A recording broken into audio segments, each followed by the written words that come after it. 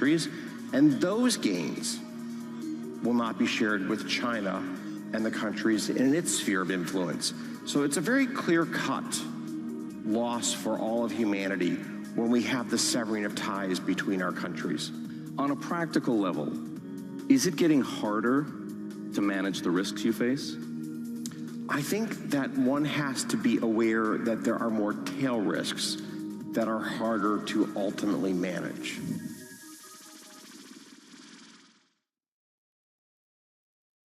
Bloomberg covers the world with unmatched reach and resources.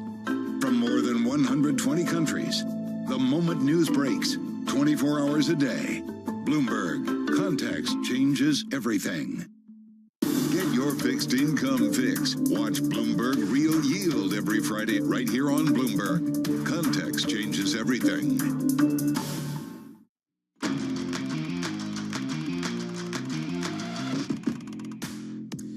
We are moments away from the start of trading on this Tuesday. This is Bloomberg Open Interest. I'm Matt Miller. Futures are setting us up for yet another record close on the S&P 500. As Katie said, we've seen 40 record closes so far this year. Right now, we're up just 0.1% on futures, about 0.3% on NASDAQ 100 futures. Ringing the bell at the New York Stock Exchange, I believe, is Jennifer Granholm. Get back to the bell. Get back to the bell. Anyway, everyone's clapping. Yes, it is U.S. Department of Energy Secretary Granholm there. Down at the NASDAQ market site, CyberArk, the identity security company. But more importantly, will stocks rise to yet another record as we start to see trades get settled in? Let's get over to Katie Greifeld for the index moves at the moment. Katie? 40 record closes. Can we make it 41? At least if you look at the board right now, maybe we'll get there. If these numbers stay green, you can see the S&P 500 up about 0.2% right now, just seconds into the trading day. Not very big gains here, but again, in this market, you don't need big gains. You have the NASDAQ 100, your big tech stocks up 0.4%, neck and neck with small caps, with the Russell 2000 up about 0.4% as well. Meanwhile, let's take a look at some individual stocks right now, and we'll start with Hawaiian Electric. Shareholders clearly not pleased with the company's plans to offer 54 million new shares of common stock at $9.25 per share. You can see that sending shares down about 13% right now, Shanali. I'm also watching cable operators Liberty and Charter. Liberty is proposing an all-stock deal with Charter as we continue to see consolidation in the media space. Matt, we are talking about John Malone's empire here. Liberty is now soaring up more than 21%. Charter Communications down almost 1% after the announcement of this deal. Remember, Liberty also owns a significant share of Charter already, so this will be an interesting one to keep your eye on. And Formula One, and more importantly, MotoGP. Very fascinating stuff from John Malone. Meanwhile, Alibaba and JD.com are among Chinese-linked stocks that are on the rise following the central bank's laundry list of monetary stimulus measures aimed at shoring up the economy. The Golden Dragon China Index just hit its highest level since July. I'm sure Carol Master is going to highlight this at the close. Absolutely. She does love She loves the Chinese the stocks. ADRs, Yeah. all that interesting stuff, of course. We'll continue to follow that. But let's broaden out this conversation now with Maddie Desner. She is Capital Group Head of Global Asset Classes, joining us on set. It's great to see you in person. Thanks for having me. So let's go back to last week. Of course, we had that jumbo rate cut from the Fed, and now you have a ton of people saying that those trillions of dollars that we see in money market funds going to start to come off the sidelines and go into the market. If you have money to put to work right now, where's the best place? Well, first of all, we think it's always a good time to go back into the market. We think staying on the sidelines is really not a reasonable strategy because timing the markets doesn't make sense. You always miss the opportunities that you think you have. But when we think about what we are looking at in terms of opportunities, number one, there's a lot of focus right now on artificial intelligence. We think the application of artificial intelligence is really, really interesting. So think about the ecosystem of companies that benefit from artificial intelligence. It's not just about the technology companies. It's about drug discovery and healthcare companies that are incorporating this into their portfolios. It's about energy transition and making sure there's a tremendous amount of energy required to power AI. So that's a huge opportunity for us. Data centers, right? All of this artificial data that's being created needs a place to be housed. So data centers are a real opportunity for us. So artificial intelligence and the applications around that is something that we think investors aren't paying quite enough attention to right now. Well, it's really interesting to hear you say investors aren't paying enough attention to the applications of AI, but that's because we hear often on this show that it's too early to pick winners in that space. So what kind of due diligence do you have to be doing when you're trying to identify the winners on the application side? Yeah, well, we are meeting with 20,000 companies per year. We're talking to company management. We're looking at their balance sheet, Katie. So we're doing a lot of discipline. AI do that for you? Portions of it, but certainly there is no replacement. AI, the combination of the investor and the artificial intelligence, that's where we think the real magic is. But the other area that we've been focused on is international stocks, specifically areas that have strong growth prospects and strong balance sheets, areas that actually help you diversify away from the technology concentration that we're seeing in the U.S. So thinking about consumer stocks, luxury goods, pharmaceuticals, this is the kind of exposure that you're getting internationally. And when you buy those stocks, you're actually getting exposure not just to Europe, but to the entire world, because about 57% of the revenues coming into the MSCI Europe is coming from all over the world. I saw recently also that the share of U.S. market cap relative to global market cap has reached another all-time high. A lot of people betting on America here. Yeah. But to the point that you were making... You can't get luxury. To your point, Maddie, luxury stocks are all in Europe, right? I mean... Matt's like talking Porsche now again. I know. It's no, but also Hermes, LVMH, Kering, all that stuff is European, but you do get global exposure when you buy. It's not like you're buying a French company. Exactly. China exposure as well.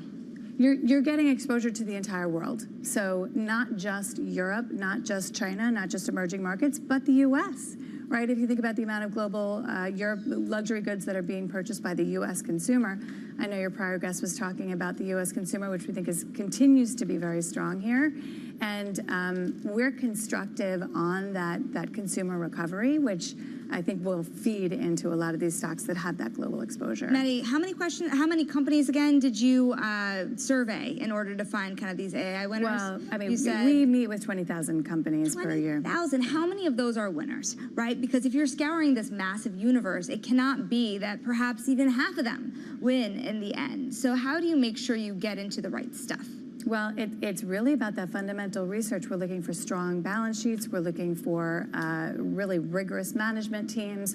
We're looking for differentiators, and we see it all over the world. It's if you sort of take off the cover of some of the highlights and the earnings, and you actually look underneath the covers of company management plans and where they're thinking about allocating capital, that's when you understand not just where the company is today, but where they're headed. And that's what we're thinking about when we're investing portfolios. I have just a question on, we have notes, right? Our producer, Lee Brody, we couldn't do the show without him. He puts together an amazing pre-interview with all of our guests. So he just loves it when we tear it right up. No, I'm not. I'm just noticing here, you say, at least according to these notes, I'm thinking, is this a typo? Or granolas can offer diversification.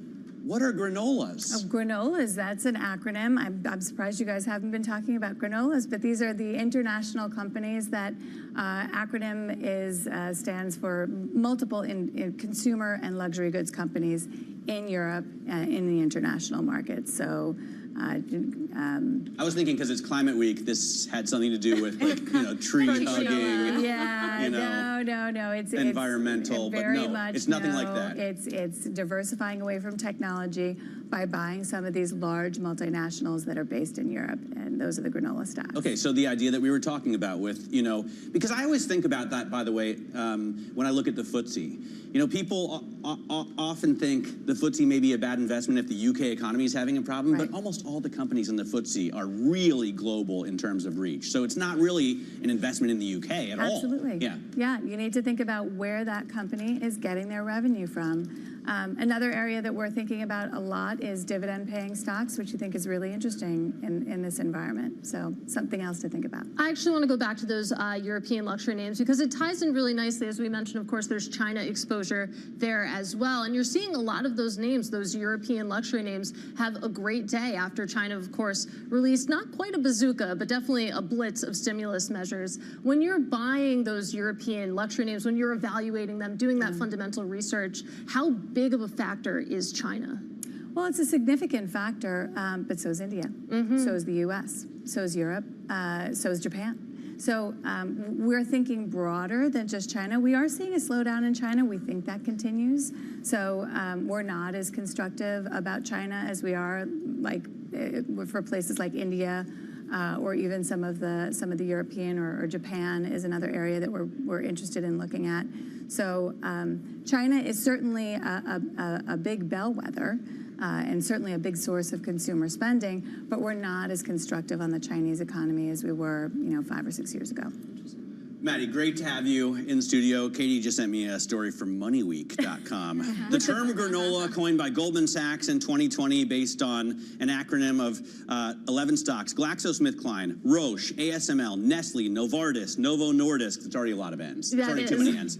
L'Oreal, LMVH, AstraZeneca, SAP, and Sanofi. Is there a granola index that you can make into an ETF for Katie? I'm sure somebody at Bloomberg, someone at Bloomberg has put it together for sure. Yeah. Great having you in. Nice to be Hope here. you come back and visit us. Maddie Dessner there, Thank you Capital so Group much. Head of Global Asset Classes. Thanks so much. Coming up, the IPO pipeline remains strong at the NASDAQ. We're going to talk to Jeff Thomas, NASDAQ Chief Revenue Officer and Global Head of Listings next. This is Bloomberg.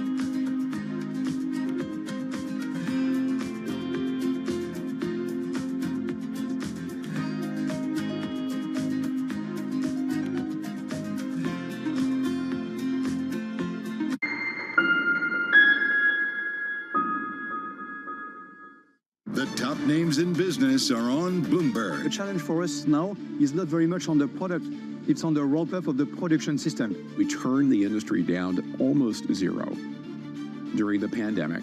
And what we're trying to do now is turn it all the way back on. And that's hard. We lost not only people during the pandemic, we lost a tremendous amount of experience. A lot of skilled people have left the industry. We have to hire new people. The supply chain has to hire new resources and train the people, educate them. And because those roles are filled now not by a 58-year-old, but perhaps by a 28-year-old, there's a lot we have to do in terms of not only adding capacity, but capability to meet the ramp that we all are embarked upon.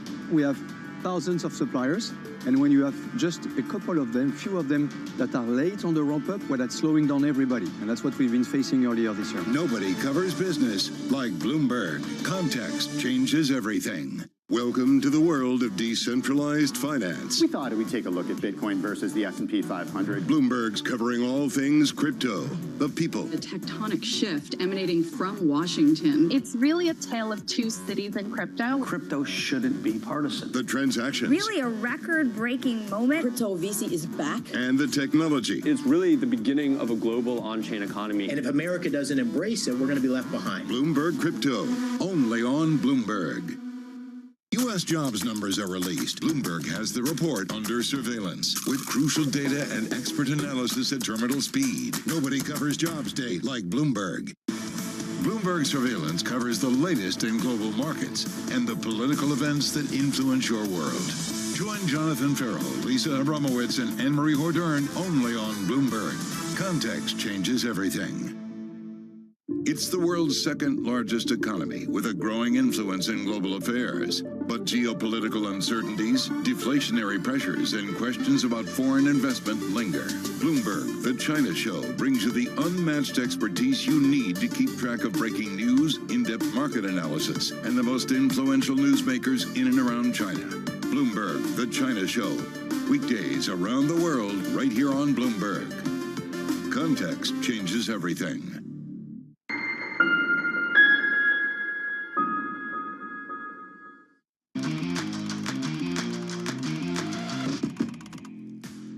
All right, it's time now for our top calls. Some of the analyst action in focus this morning. And first up, Jefferies downgrading Starbucks to a sell rating and a street low of $76. The analyst says that it's too early to get excited about the new CEO and cites other challenges that the coffee giant faces, such as culture, value perception, and technology innovations. Next up, we have Truist Securities upgrading Walmart to a buy, citing the discount retailer's market share gains across all income levels. Meanwhile, the firm is cutting its rating on Costco, noting its stretched valuation. And finally, Oppenheimer raising Lowe's to a buy. The analyst says that the upgrade reflects a still discounted stock valuation, Matt. All right, very interesting stuff there, Katie. Thanks very much for that. Let's get to IPOs, because all signs point to a strong year for offerings on the NASDAQ. The exchange has raised $17 billion in proceeds across 110 listings so far this year. That does not, however, include the over 100 filings that are in the pipeline. Here to look at the next stages of growth is Jeff Thomas, NASDAQ Chief Revenue Officer and Global Head of Listings for NASDAQ's Capital Access Platforms Division. Jeff, thanks for joining us on Open Interest. I wonder first about the rate environment. How much does this affect IPOs? You know, we were looking at tightening, and then higher for longer. We finally have a cut. It's a big one, 50 basis points, and that must make access to capital for a lot of these companies a little bit cheaper. Does it change the picture in your pipeline? Absolutely. Our IPO index, which predicts the future performance and number of IPOs, has the rate, federal rate, as one of the key indicators. We look across 6 macroeconomic indicators, including some of our internal data, and we've backtested that against 30 years of data, and we've been able to see that there's a strong correlation between a number of those macro factors, including rates, overall stock performance valuation, that predicts how many IPOs are going to be coming out in the future, and it's at multi-year highs right now. It's interesting, Jeff. You think about the calendar ahead, and there could be a lot of choppiness with the U.S. election. When you talk to clients across the globe, really, that are looking to list here in the United States, are they waiting into 2025 to bypass some of that, or trying to front run a little bit as well? We are seeing some hit the tape in the coming weeks. Yeah, I mean, obviously, I think a lot of people are going to avoid November. We do have a number of exciting deals lined up for October. We also have some companies talking about trying to get out in December. We had a few really well-performing healthcare deals that came out post-Labor Day. We were really excited to see those continue to trade above issue price. We see a lot of private equity-backed companies considering the public markets as a way to create liquidity for their sponsors. That's been over half of the proceeds raised so far this year. And when we start to think about tech IPOs, I think a lot of those venture-backed tech companies are probably going to hold off until 2025. And let's talk about what you've been doing in the meantime, of course, as you ride out this drought and maybe wait for those companies to come out of the pipeline into the public markets. NASDAQ, of course, has been seeing a lot of listing switches, actually. Of course, companies switching their listing from one exchange maybe to the NASDAQ. Talk us through what the courting process looks like there. I mean, what motivates a company to go from one exchange to another? Yeah, we just achieved a big milestone, our 500th exchange transfer. It wasn't so long ago that the rules around the U.S. capital markets meant that if you changed exchanges, you had to leave your stock ticker with you. The SEC relooked at that rule a number of years ago. They gave companies the choice to take their stock ticker with them. So if you transfer from the NYSE to NASDAQ, you actually keep the same stock ticker. And that was really what unlocked our ability to go and compete for not just new listings, but existing listings. And so since that rule changed, we've had over 500 companies transfer to NASDAQ, representing nearly $2.7 trillion in market cap, measured at the time of when they make that switch. So why do they do it? A lot of it is the brand affiliation with NASDAQ. They want to be associated with the most innovative companies in the world. It's our investor relations business. So we work with companies on both exchanges in the U.S. to help power their investor relations programs, to help these companies find their next great shareholder. And then I think the index opportunities, including the NASDAQ 100, is another significant driver for large cap transfers. We now have over $400 billion in assets under management tracking the NASDAQ 100 index. Well, Jeff, you brought up one of my favorite topics, and that's tickers. I cover ETFs very closely, and the ticker game is very, very important. And it's interesting. You think about U.S. exchanges, there's a 4-character limit on tickers. Meanwhile, you look at Europe and in Asia, you can go to 5 characters, you can have numbers in there. It's very different than the US markets. Are you worried that there could be a ticker shortage perhaps approaching as we see more and more ETFs launch? And are there any talks or discussions about maybe expanding that character limit? You know, back in kind of 2020 and 2021, especially with the proliferation of new listings and a lot of SPACs coming to market, we did see, started to have some of those concerns. Over the past few years, though, unfortunately, we started to see a decline in the number of U.S. listed companies as a number of companies have been delisting. And so I don't think there's any concerns today around a ticker shortage. We do occasionally get questions from companies saying, hey, how can I get more creative on these tickers? Can I include numbers in addition to letters? But no plans right now to go from 4 to 5 characters. Porsche, by the way, has P911, Yeah, that's really cool. which is pretty cool. I didn't even know that was possible in Germany because all the tickers I've looked at have been tickers as been letters. Yeah. To memorize sometimes. I wonder about, you mentioned SPACs, Jeff, and the whole meme stock thing. We sort of saw that come back a little bit this summer. Is that something that you still have your eye on, especially the SPAC, right? Because it was such an interesting idea and so many people took advantage of it. It seemed to kind of fizzle out. How's that business? Yeah, it's actually more robust than you would think. We're still going to see probably around 3 dozen SPAC IPOs this year.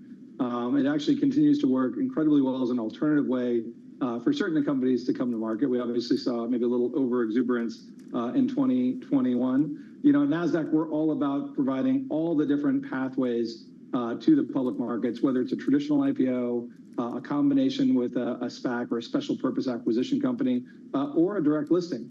So we're increasingly having a few more conversations with companies around that topic, which again was all the rage a few years ago, and I think we'll see some companies interested in that next year as well. Private equity, SPACs, and maybe even some technology. NASDAQ's Jeff Thomas, we thank you so very much for your time today. Of course, those listings are coming back. Now, coming up, we're going to look at the Justice Department's antitrust division on the verge of targeting Visa's debit card business. That's next in our Wall Street beat. This is Bloomberg.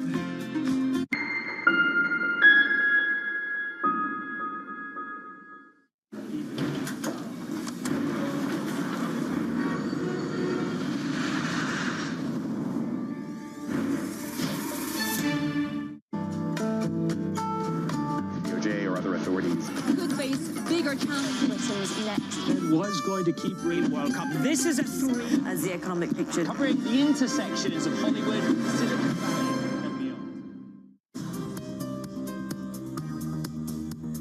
It's the countdown to the market open as we bring you the first trades across Europe. We'll debate the most important stories and what will drive the big investment decisions throughout the morning. I'm Guy Johnson. I'm Kriti Gupta. And I'm Anna Edwards. Join us every weekday morning for the opening trade, live at 7 a.m. here in London. Only on Bloomberg. Context changes everything. It's a multi-trillion-dollar industry. We'll show you what's happening in ETFs like no one else. Bloomberg ETF IQ, Monday on Bloomberg.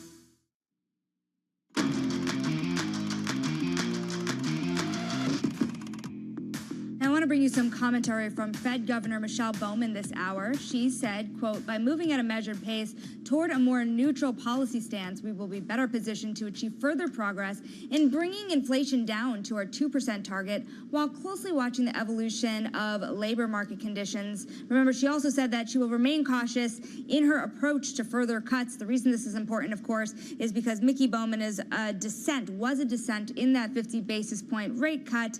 And of course, that was the first governor to dissent since 2005. We will watch these moves very closely and bring you more Fed speak this week as it comes. But time now for the Wall Street beat, because we are watching Visa. The Justice Department is set to file a lawsuit against Visa, alleging that it illegally monopolized the U.S. debit card market, according to people familiar with the market. And a report commissioned by SoFi in 2023 found that 73% of Americans have a debit card from Visa. Matt, take that stat. Let's discuss this with Bloomberg's Sridhar Natarajan. Of course, you are seeing Visa shares move on the heels of this exclusive news from Bloomberg, and you do see really the FTC crack down on the credit card industry quite difficult in a quite difficult manner here. What exactly? These are debit cards. These are debit not cards. Credit cards.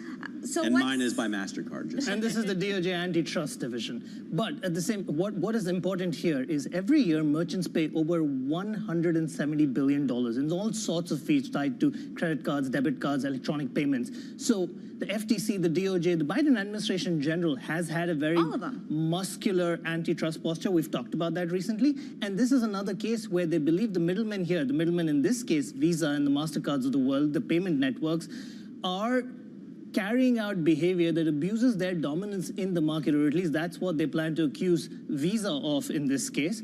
And the end goal will be that the cost should ultimately come down for the merchants and therefore the consumer and the customer. The consumer isn't directly hurt by this alleged monopoly, right? Because you don't pay fees when you use your debit card. It's the retailer that ends up paying the swipe fee. Depends on who you ask. We had a grocery retailer here furious about those swipe fees. Yeah, but that's because the retailer is directly hurt. And then passes them on. Yeah. Right, but first let me address your alleged monopoly question, because that's something that you've been asking all morning. So yeah, because I've been listen, I've walked around the newsroom, I asked everybody, is your debit card MasterCard or Visa? I find, at least in our newsroom, half of people's debit cards are MasterCard and half are Visa. Well, that is not broader America, it seems, because undoubtedly Visa and MasterCard are the two dominant payment networks when it comes across credit cards and debit cards all over the world. But when you talk about the US debit card market, Visa has a more than 70 or roughly 70% share. The rest is mostly MasterCard, but Visa is the dominant player there. And this case that the DOJ is bringing is about the US debit card market. So you can argue that they have a dominant position. I won't use the word monopoly. That is a charged word. We'll leave that to the Justice Department. But they clearly have a dominant position, and perhaps in the accusations they lay out how they've been abusing this dominance, whether it is thwarting competitors or striking exclusive agreements that make it harder for merchants to route their transactions elsewhere. Sri, I always learn something when you come on, so thank you very much. Sri Natarajan there talking to us about this suit. Coming up in the next hour, Goldman Sachs' David Kostin joins us to talk his market outlook and tell us how he sees stocks benefiting from slower wage growth. This is Bloomberg.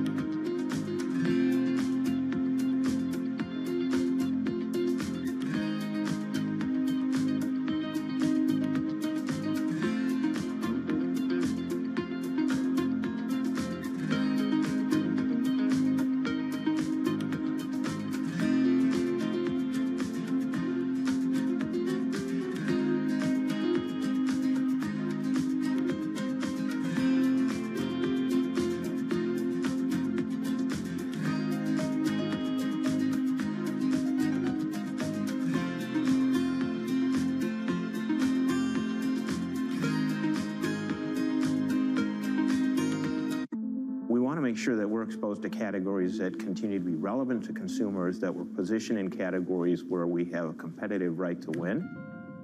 By strategically adding and shedding assets, General Mills has turned over about 20% of its net sales base in the last 6 years. It's dramatically expanded its pet food platform, starting with the purchase of Blue Buffalo pet products in 2018. That expansion dovetailed with a boom in demand. Pet in the U.S., pet feeding and treating, is a $50 billion category. It's almost 5 times the size of a category like cereal. Is this the future of the company? I mean, we so much associate General Mills with breakfast and cereals, human breakfast and human cereals. Are we now going to be thinking about General Mills much more as a pet food company? I think you'll be thinking about General Mills as a food company where we treat all the members of the family like family. The humanization of pets is actually the biggest driver of pet food and pet treating growth. It has derivatives in not only feeding, which is the core thing that most households where most of the dollars go against the pet, but treating, and then you start to branch out to things like vitamins and minerals and supplements. People really love their pets. They want to take care of their pets like they do their family, and it really is a global phenomenon. That's why we recently entered the China market with Blue Buffalo. That's why we bought Edgar & Cooper recently in Europe, because we see the same kinds of trends that have played out here in the U.S. playing out all over the world.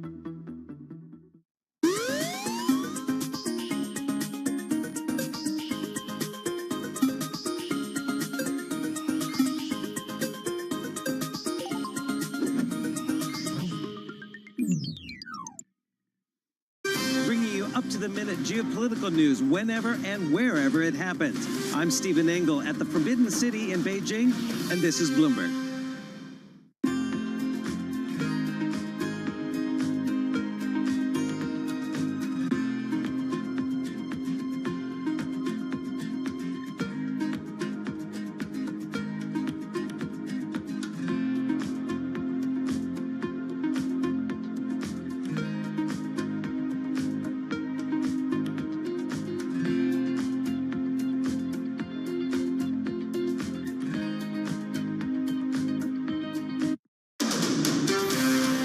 This is Bloomberg Intelligence with Alex Steele and Paul Sweeney. The real outperformance has been the U.S. corporate high yield. Are the companies lean enough? Have they trimmed all the fat? The semiconductor business is a really cyclical business. Breaking market headlines and corporate news from across the globe. Do investors like the M&A that we've seen? These are two big-time blue-chip companies. The window between the peak and cut changing super fast. Bloomberg Intelligence with Alex Steele and Paul Sweeney on Bloomberg Radio.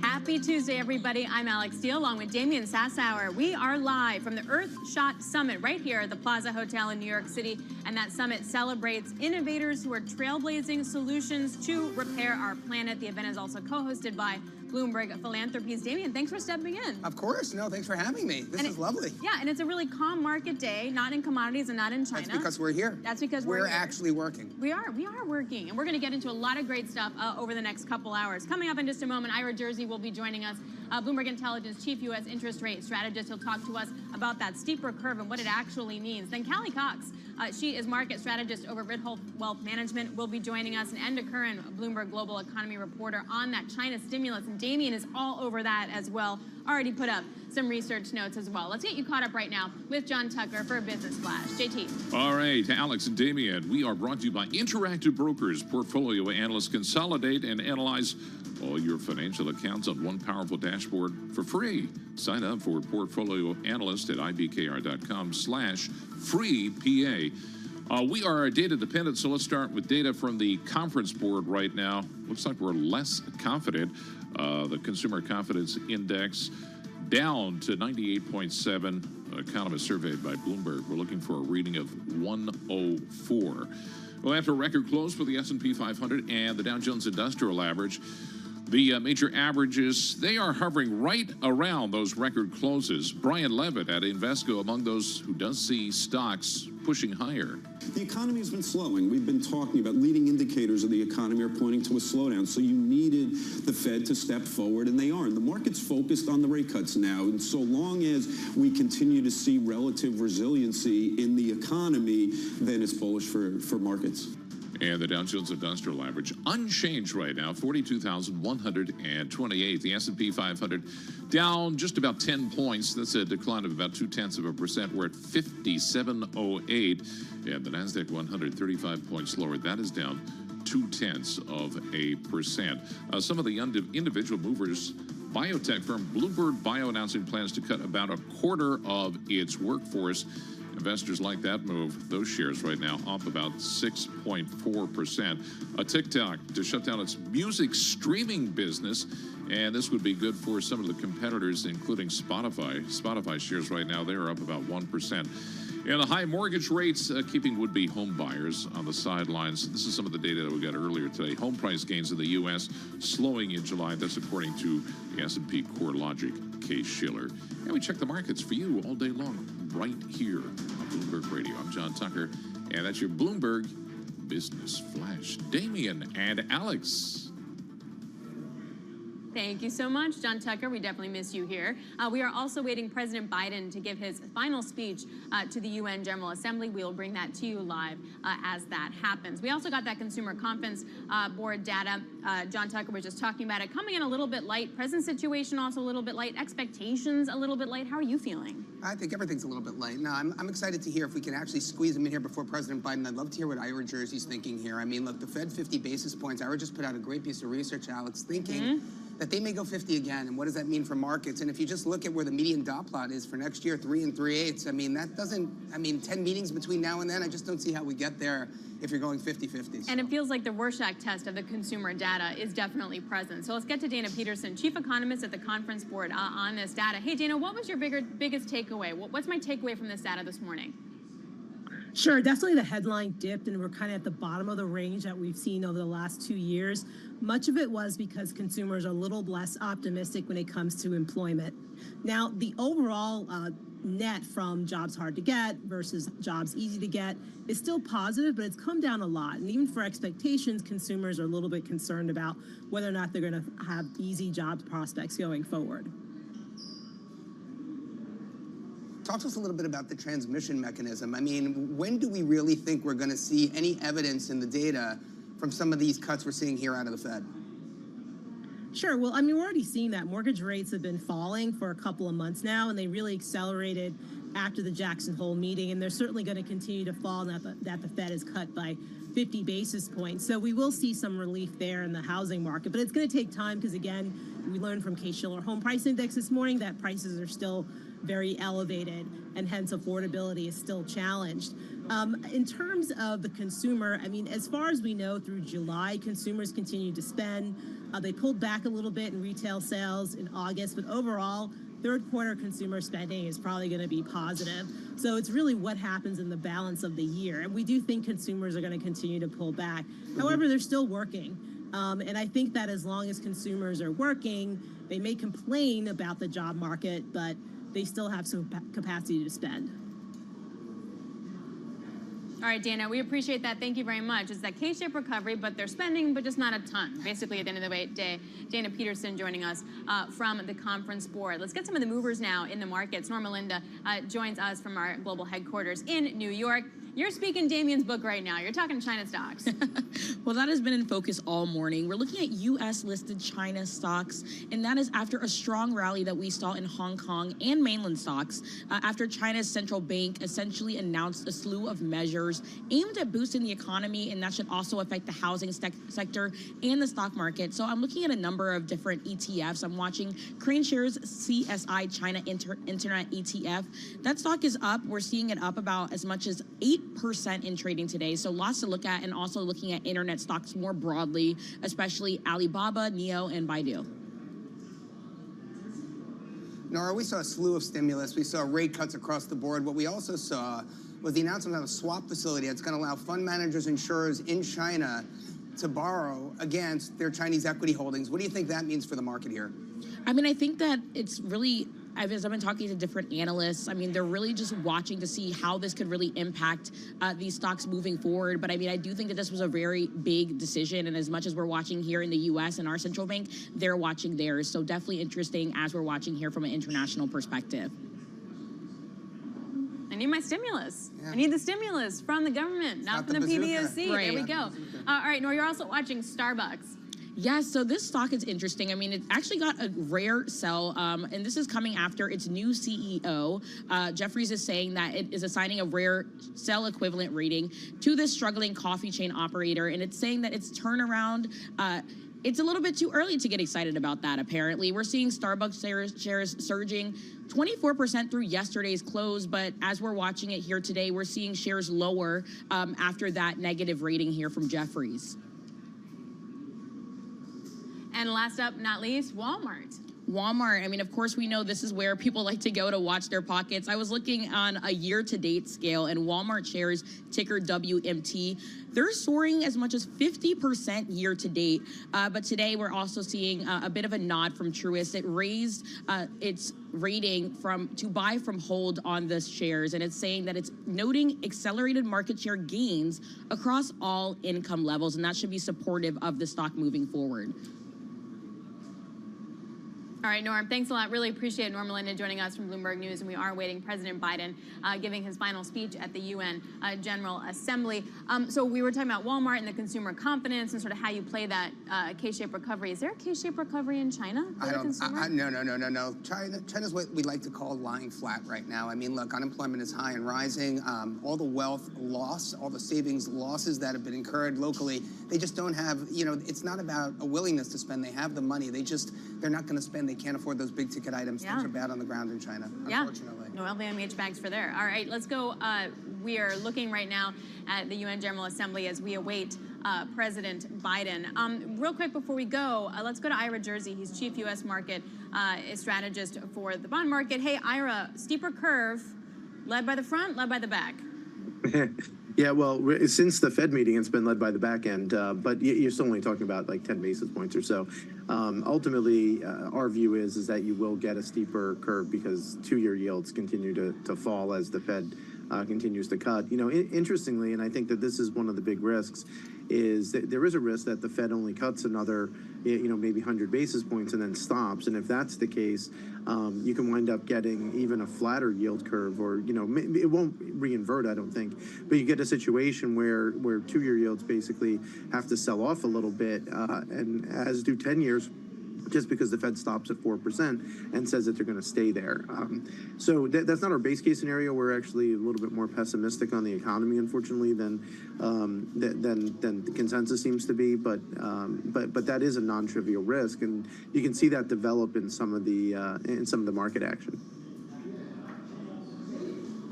Ira, you and I were on the FIC morning call earlier, and one of the things you were asking about was the carry trade. Now, what I want to ask you is something different. It's a little variant on carry. It's about yield pickup here in the U.S., and you just wrote an incredible deck about the agency market and the composition of that market and how it's changed relative to the days of Fannie and Freddie. I wonder if you could just elaborate for our audience a little bit about how to, get that, incremental yield in the U.S. Treasury or the U.S. agency market.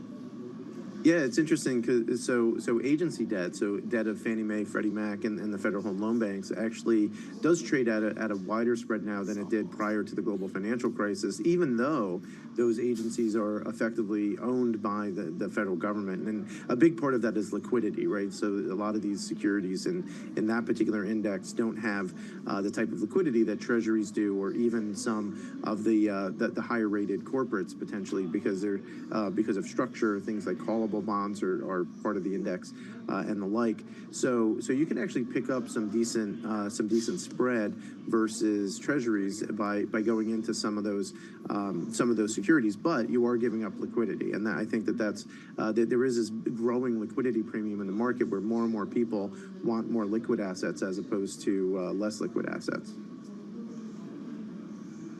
Ira, the median dot plot for the end of 2025 is what, like 3 3/8%? I'm curious, how do we get there? Do you think if we front load, we do another 50 here? I mean, just how many meetings do you think the Fed could pause? I mean, I think there are 10 meetings, if I'm not mistaken, between now and the end of next year. Talk to us a little bit about the path of interest rates.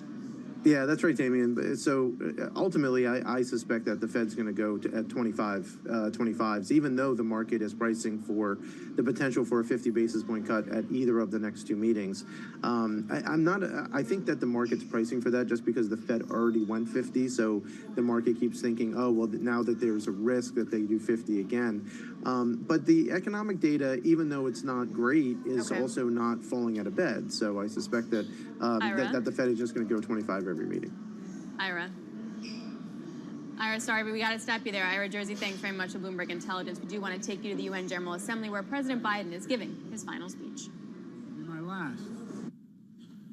I've seen a remarkable sweep of history.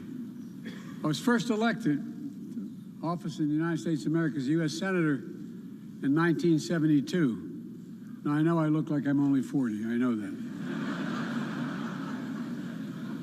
I was 29 years old.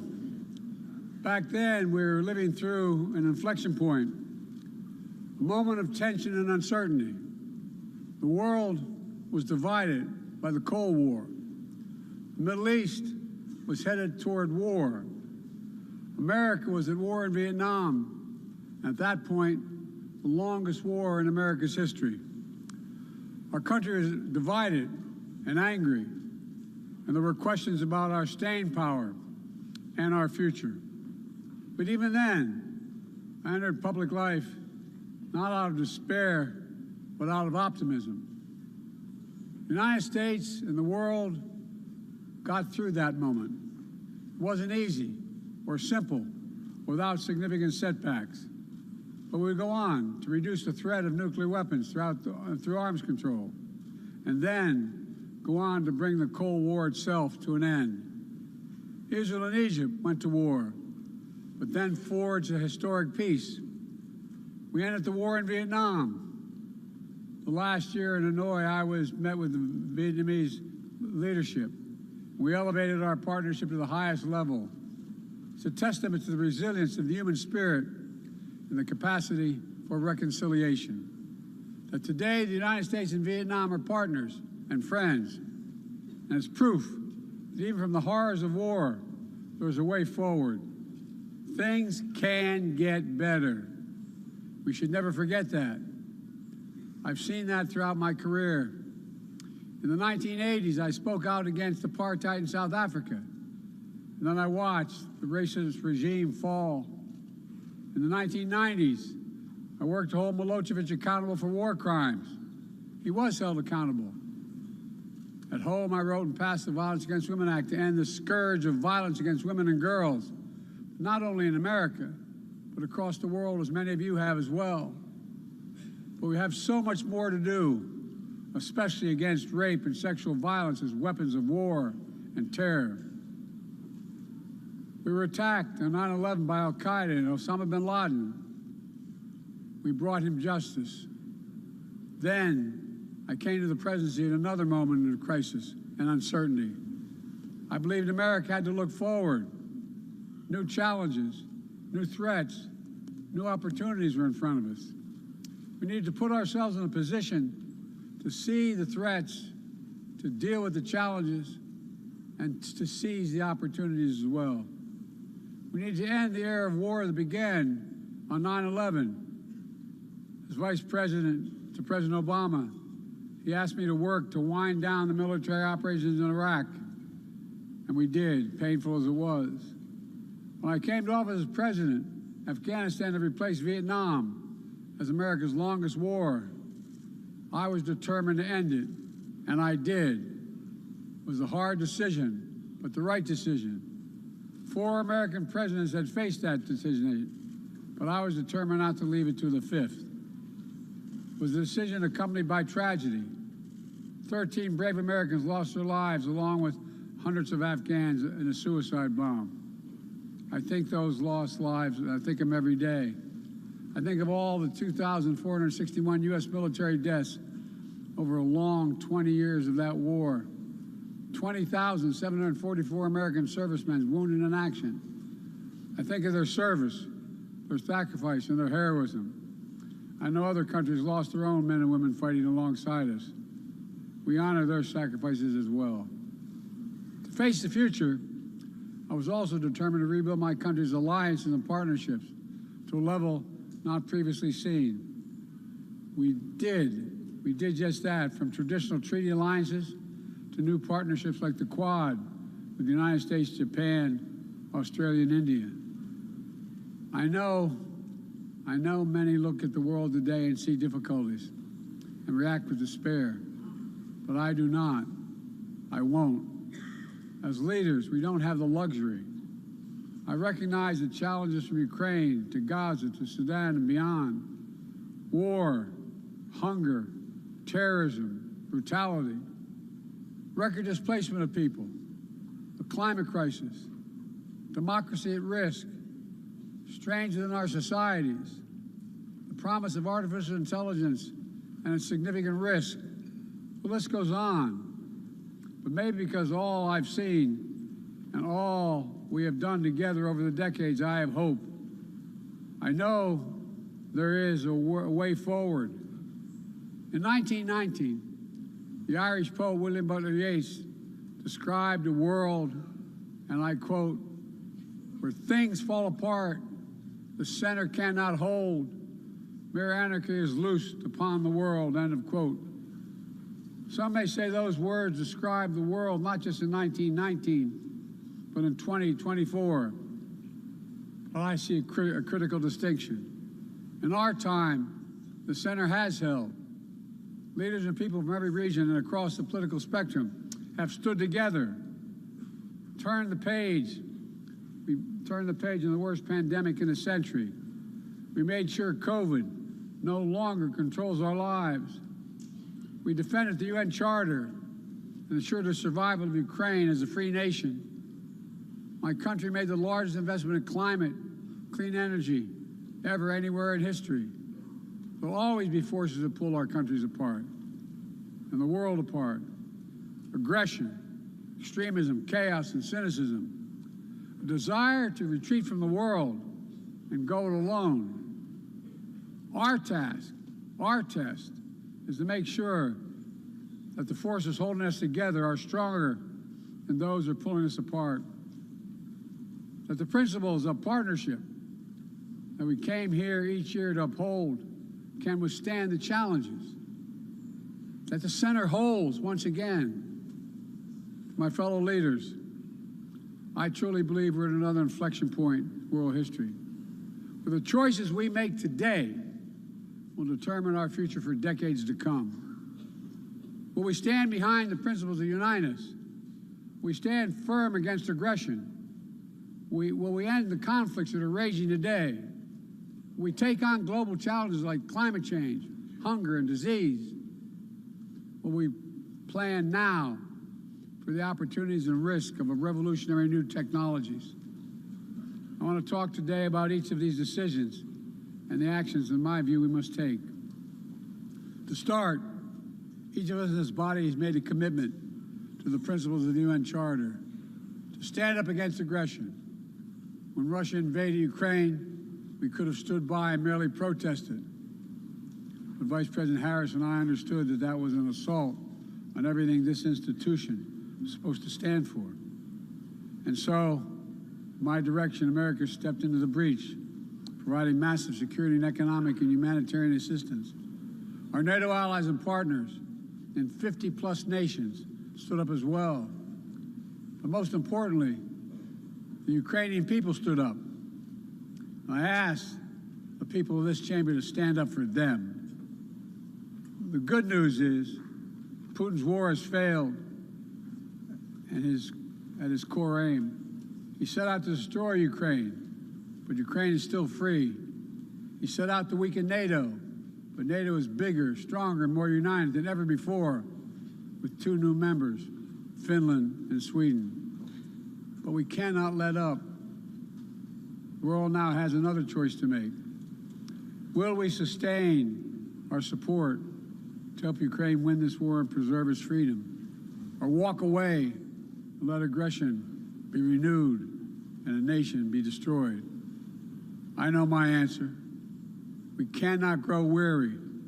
We cannot look away. And we will not let up on our support for Ukraine. Not until Ukraine wins a just and durable peace in the UN Charter.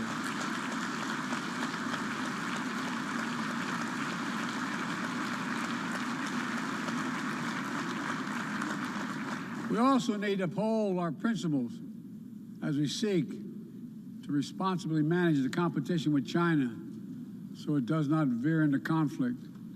We stand ready to cooperate on urgent challenges for the good of our people and the people everywhere. We recently resumed cooperation with China to stop the flow of deadly synthetic narcotics. I appreciate the collaboration. It matters for the people of my country and many others around the world. On matters of conviction, the United States is unabashed, pushing back against unfair economic competition, against military coercion of other nations in the South China Sea, and maintaining peace and stability across the Taiwan Straits, and protecting our most advanced technologies so they cannot be used against us or any of our partners.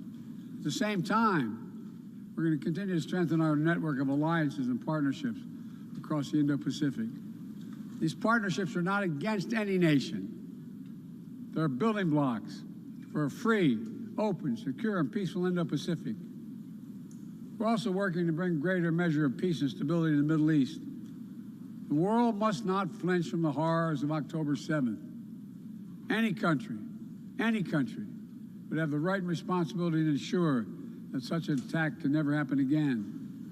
Thousands of armed Hamas terrorists invaded a sovereign state, slaughtering and massacring more than 1,200 people, including 46 Americans, in their homes and at a music festival. Despicable acts of sexual violence, 250 innocents taken hostage. I've met with the families of those hostages. I've grieved with them. They're going through hell. Innocent civilians in Gaza are also going through hell. Thousands and thousands kills, including aid workers.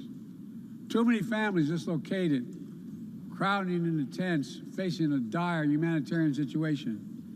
They did not ask for this war that Hamas started. I put forward with Qatar and Egypt a ceasefire and hostage deal. It's been endorsed by the UN Security Council. Now is the time for the parties to finalize its terms, bring the hostages home, and secure security for Israel and Gaza free of Hamas' grip, ease the suffering in Gaza, and end this war. On October 7th,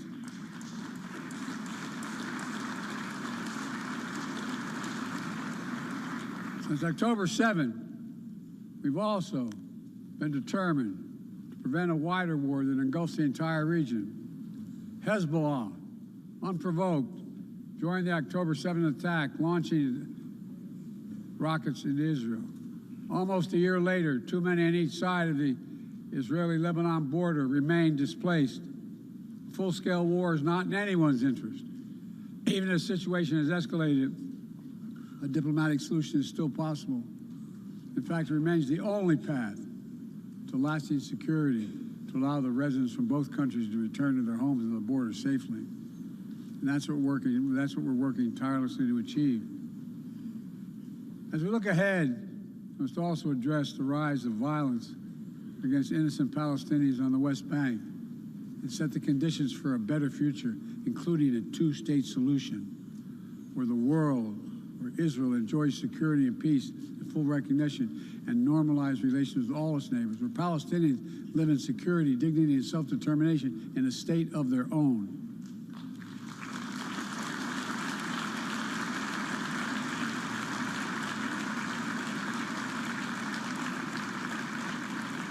Progress toward peace will put us in a stronger position to deal with the ongoing threat posed by Iran. Together, we must deny oxygen to its terrorist proxies, which have called for more October 7th and ensure that Iran will never, ever obtain a nuclear weapon.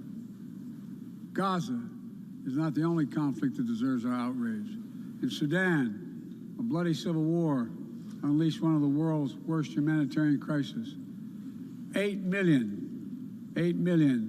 on the brink of famine. Hundreds of thousands already there. Atrocities in Darfur and elsewhere. The United States has led the world in providing humanitarian aid to Sudan. And with our partners, we've led diplomatic talks to try to silence the guns and avert a wider famine. The world needs to stop arming the generals, to speak with one voice and tell them, stop tearing your country apart, stop blocking aid to the Sudanese people, end this war now.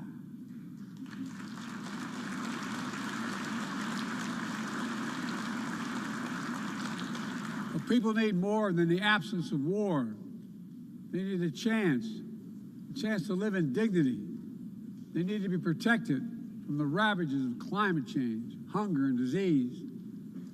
Our administration has invested over $150 billion to make progress in other sustainable development goals. It includes $20 billion for food security, over $50 billion for global health. We've mobilized billions more in private sector investment.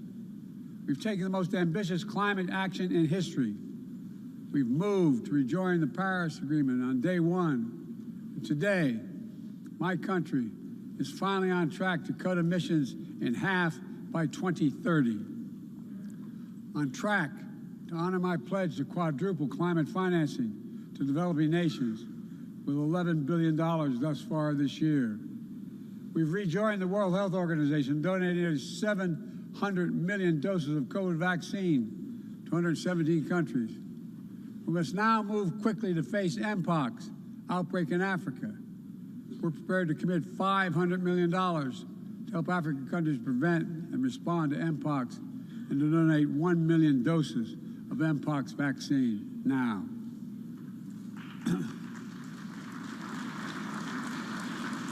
We call on our partners to match our pledge and make this a billion-dollar commitment to the people of Africa.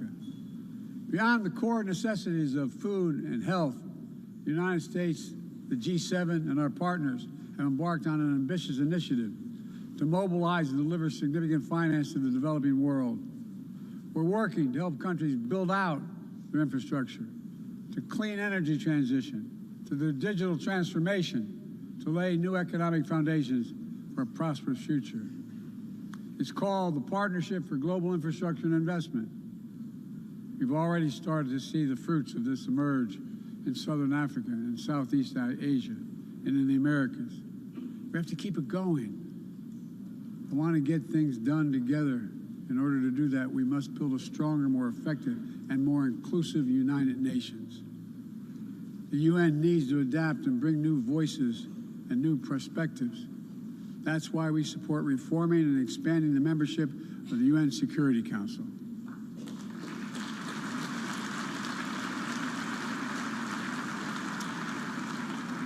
Our UN ambassador just laid out our detailed vision to reflect today's world, not yesterday's. It's time to move forward. The Security Council, like the UN itself, needs to go back to the job of making peace, of brokering deals to end wars and suffering.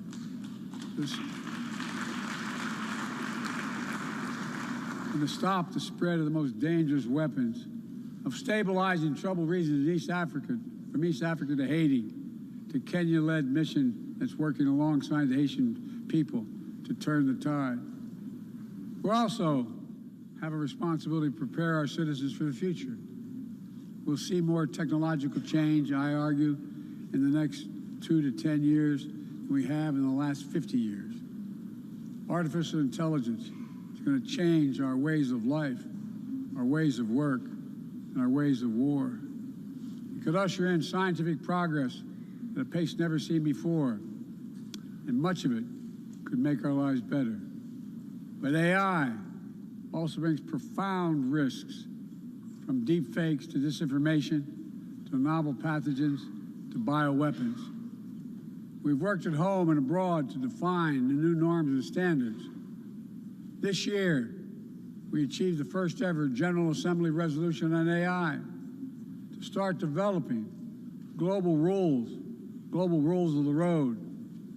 We also announced a declaration on the responsible use of AI, joined by 60 countries in this chamber. But let's be honest, this is just the tip of the iceberg, what we need to do to manage this new technology. Nothing is certain about how AI will evolve or how it will be deployed. No one knows all the answers. My fellow leaders, it's with humility I offer 2 questions. First, how do we as an international community govern AI? As countries and companies race to uncertain frontiers, we need an equally urgent effort to ensure AI's safety, security, and trustworthiness. As AI grows more powerful, it must grow also must grow more responsive to our collective needs and values. Benefits of all must be shared equitably. It should be harnessed to narrow, not deepen digital divides. Second, will we ensure that AI supports rather than undermines the core principles that human life has value and all humans deserve dignity? We must make certain that the awesome capabilities of AI will be used to uplift and empower everyday people, not to give dictators more powerful shackles on the human spirit. In the years ahead, there may well be no greater test of our leadership than how we deal with AI. Let me close with this. Even as we navigate so much change, one thing must not change. We must never forget who we're here to represent. We, the people. These are the first words of our Constitution, the very idea of America. They inspired the opening words of the UN Charter. I made the preservation of democracy the central cause of my presidency. This summer, I faced a decision whether to seek a second term as president. It was a difficult decision. Being president has been the honor of my life. There's so much more I want to get done. As much as I love the job, I love my country more.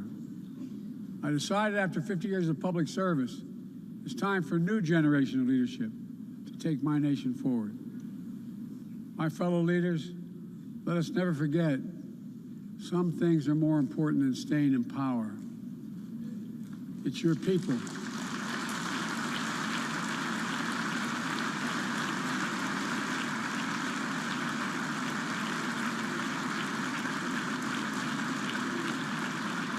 It's your people that matter the most. Never forget, we are here to serve the people, not the other way around. Because the future will be won by those who unleash the full potential of their people, to breathe free, to think freely, to innovate, to educate, to live and love openly without fear. That's the soul of democracy. It does not belong to any one country. I've seen it all around the world, in the brave men and women who ended apartheid, brought down the Berlin Wall, fight today for freedom and justice and dignity. We saw it, that universal yearning for rights and freedom in Venezuela, where millions cast their vote for change that hadn't been recognized. But it can't be denied. The world knows the truth. We saw in Uganda, LGBT activists demanding safety and recognition of their common humanity. We see citizens across the world peacefully choosing their future.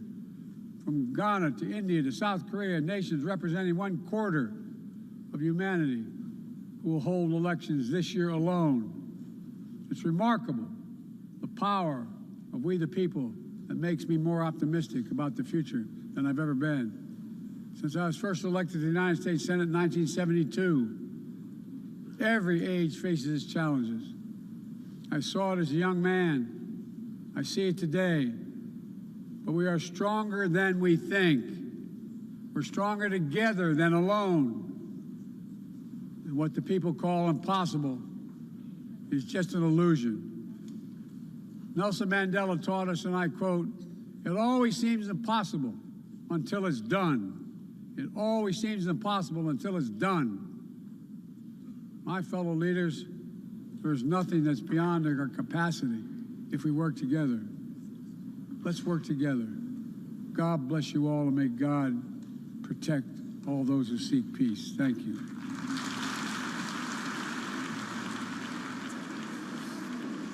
You've been listening to President Biden delivering his final speech at the UN General Assembly, making the point that he was elected back in 1972, so emphasizing his long career. But it was a wide-ranging speech, Damien, that talked very much about AI, the center holding peace and stability, ending the war on Gaza as well. A new generation of leadership, he alluded to it. So, you know, it was kind of a farewell party. It almost brings a tear to my eye, Alex. I mean, just think about it, 1972, that is a very long time. Very long career. He's seen a lot of change within that. But definitely talking about the center holding unfolding, talking about democracy, bringing up Venezuela and different choices that countries can also make as well. And he also spent a good amount of time on AI and the risks around AI and how to insulate that. So let's go for more on that with Nick Wadhams.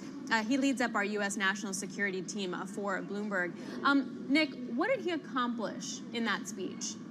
Well, I mean, it's a great question. You know, I think this was much more of a swan song for President Biden. Looking back on his career, the thing that may be most remembered, obviously, as you mentioned, AI, but his plea to other leaders, essentially saying, listen, I decided that my country was more important than my own political career, and that's why I decided to step down. An admonition to many leaders in the hall who have stayed in power for decades. So a plea for leaders to relinquish power if they're no longer fit for office. Nick, what do you think if you're sitting in that auditorium and you're listening to the president, if you're a foreign leader, a foreign head of state, what's your big takeaway?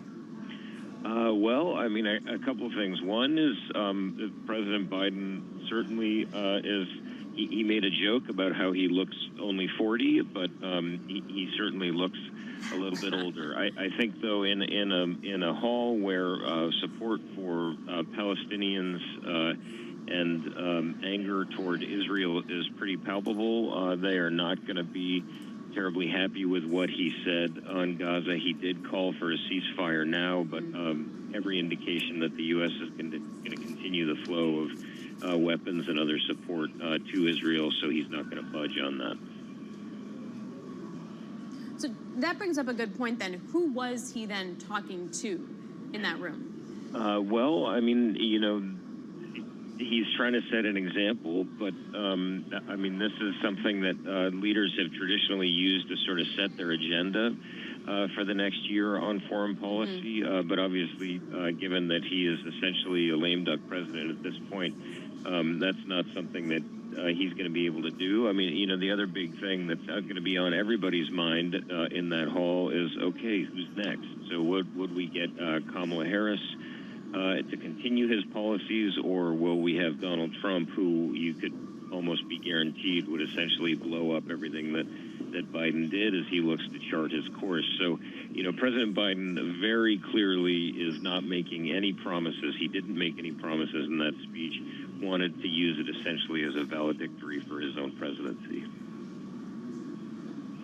You know, Nick, I do find it interesting. You know, it's the UN General Assembly. Obviously, he's going to play to foreign policy, but it's what wasn't said. And what wasn't said for me is the U.S. economy in lieu of this consumer confidence data and some of the recent economic prints we've seen on the payroll side. You know, is there any read-through in your mind, the fact that he completely didn't even touch the state of the U.S. economy and inflation?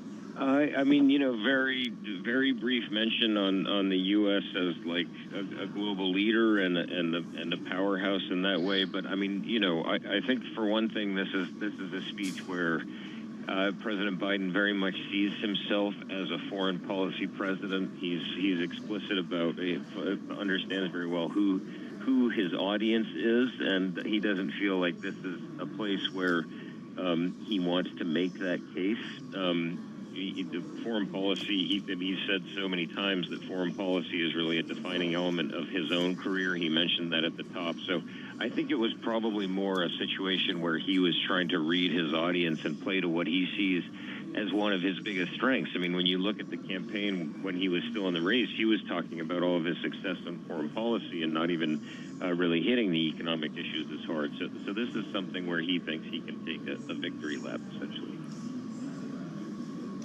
All right, Nick, we really appreciate that. Thank you very much. Nick Wadhams, he leads our U.S. national security team for Bloomberg News, commenting on President Biden's final speech to the UN General Assembly. Taking a look at the markets, you're looking at the S&P a little softer, down about 0.3%. A rally in the front end of the bond market after that consumer confidence data came in a little bit light. Let's get your reset here with John Tucker with the Business Flash. John? All right, Alex, Damien, major stock averages, as you said, Alex, mixed a little change day after the Dow and the S&P 500 closed at records. Best performing stock right now in the S&P 500, that belongs to Freeport-McMoRan, up about 6%. And analysts at Raymond James boosting the price target for the stock. And consumer confidence, that was the big data point of the morning. Got that about 10 o'clock Wall Street time. Unexpectedly falling in September by the most in 3 years. There are concerns about the labor market and the outlook for the broader economy. Well, after stocks did touch those new highs, Joe Quinlan at Bank of America worries they may have gone too far, too fast. I'm one of the maybe the few on the street looking, worried about more of a melt up or some irrational exuberance on the upside that kind of fuels a market rally that gets ahead of itself, and then we've got to later kind of come back, pull back, and correct for earnings to catch up. Industry data suggests U.S. home prices may be leveling off. More dwellings going on the market. July home prices nationwide, got those figures this morning. They rose 5% from a year earlier. That's actually slower than the 5.5% pace that we saw in the month of June. And China's central bank unveiling a broad package of monetary stimulus measures. And it could be more to come. The People's Bank of China, one of the governors, basically announcing there's going to be another rate cut in the near future. S&P 500, 14 points lower. The Dow up 31 points.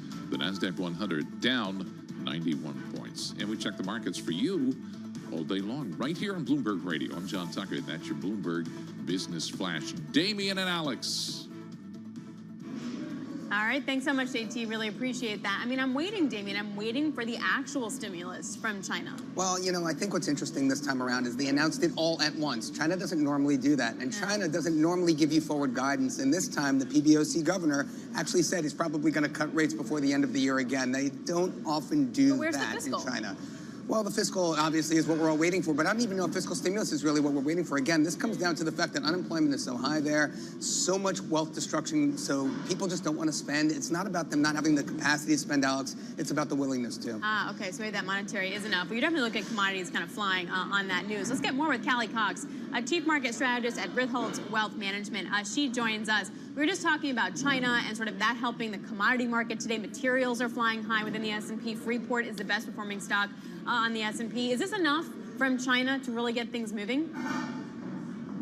So sure, Alex. I mean, China is in a tough spot right now. And I mean, like you mentioned, there's a debt situation going on over there. Unemployment is still quite high, even though there is this capacity to spend. So it's kind of more of the same from China. I'm not sure what it can do on the commodity side of things. I mean, obviously China is a major player there, but from our perspective, I mean, emerging markets are still, quite attractive given the slide in the dollar that we've seen. But China is the big weak spot, and unfortunately, it's the biggest part of emerging markets.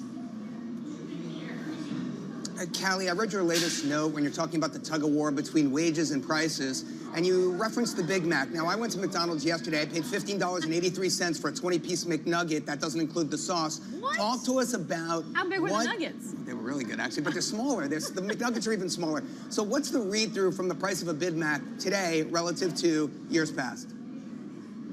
First of all, I have to give a shout out to The Economist, because The Economist has been compiling historical prices of the Big Mac since 1989. But it gives you a really interesting use case on, measuring exactly how much daily purchases. Now, the Big Mac is not a daily purchase for me, but for some people it might be, and it's an item that we're all familiar with in the economy. And it can also show us how the economy is becoming more affordable, even though the price of a Big Mac is at an all-time high, and a lot of things in our life are quite expensive. Compared to wages, and the Big Mac has actually gotten a little cheaper, a little more affordable, based on the average, wage per hour worked, over the past year or so. So, Callie, based on that, and then the consumer confidence that we got today, how does one invest in that K-shaped consumer recovery when we are, though, on a path of significant rate cuts?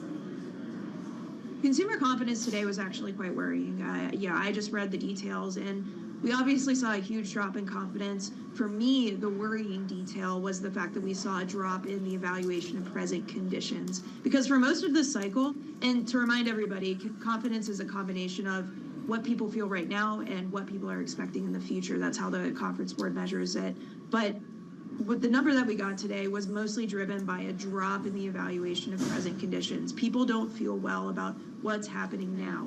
Before this, it was mostly, souring on expectations. But the fact that present conditions and the fact that consumers are worried about what's happening now makes me a little more worried about the present situation of the job market and, how able people are to afford these things, even though we've seen a pretty solid job market up until now. Callie, history doesn't often repeat itself, but it does rhyme. And so my question for you is, when you and Barry are in the war room at Ritholtz Wealth Management, you're looking at previous rate cutting cycles, and I believe you highlighted 18 of them. I'm just curious, what cycle does this one what's most reminiscent to you? What does it most look like? I'd like to think that it's a rate cut cycle that won't overlap with a recession, and so far, so good, even though I just mentioned that consumer confidence data has me a little worried right now.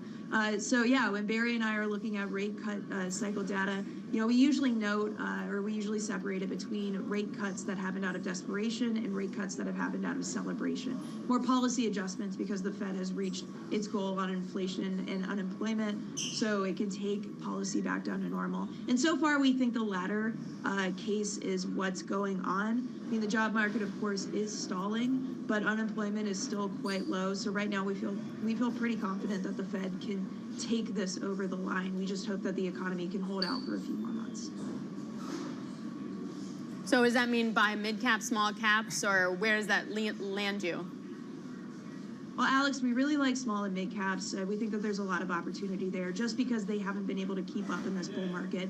And, speaking of emerging markets, small caps are more domestically focused. So if you believe that the U.S. economy is the cleanest shirt in a dirty laundry pile, then you probably do want to be looking at the small and mid caps. But overall, as long as the economy stays okay, as long as the job market can make it through the next few months, then we think that there are a lot of good reasons to be buying into this market, as long as you focus on the right things. All right, Callie, we appreciate it. Thank you so much, Callie Cox, joining us there from Ritholtz Wealth Management, kind of setting us up. But, the consumer confidence data, if it continues to deteriorate, right, how do small caps then make that good investment? How many Big Macs do you think Callie's really tried in the last few years? I mean, I wonder if it tastes the same today as it did 10 years ago. I would bet, even with the secret sauce and everything, it probably does. Okay, so what does that tell you? Well, it tells me that, somebody's making fat margins, i.e. McDonald's, right? No, but did they just change robbing the from Peter to ingredients? pay Paul? But did they just change the ingredients because you change ingredients and that's cool and you get fresher stuff? Or are you saying that they're trying to get one by you? I know where you're going here. It's not farm to table at McDonald's, but it did taste good. I mean, those McDonald's were delicious. Oh, 20-piece nuggets? I don't even know they had 20-piece nuggets anymore. Mine was like a double cheeseburger with Burger King, tons of cheese. Anyway, much more coming up here from the Earthshot event at the Plaza Hotel. Equity's a little softer. This is Bloomberg.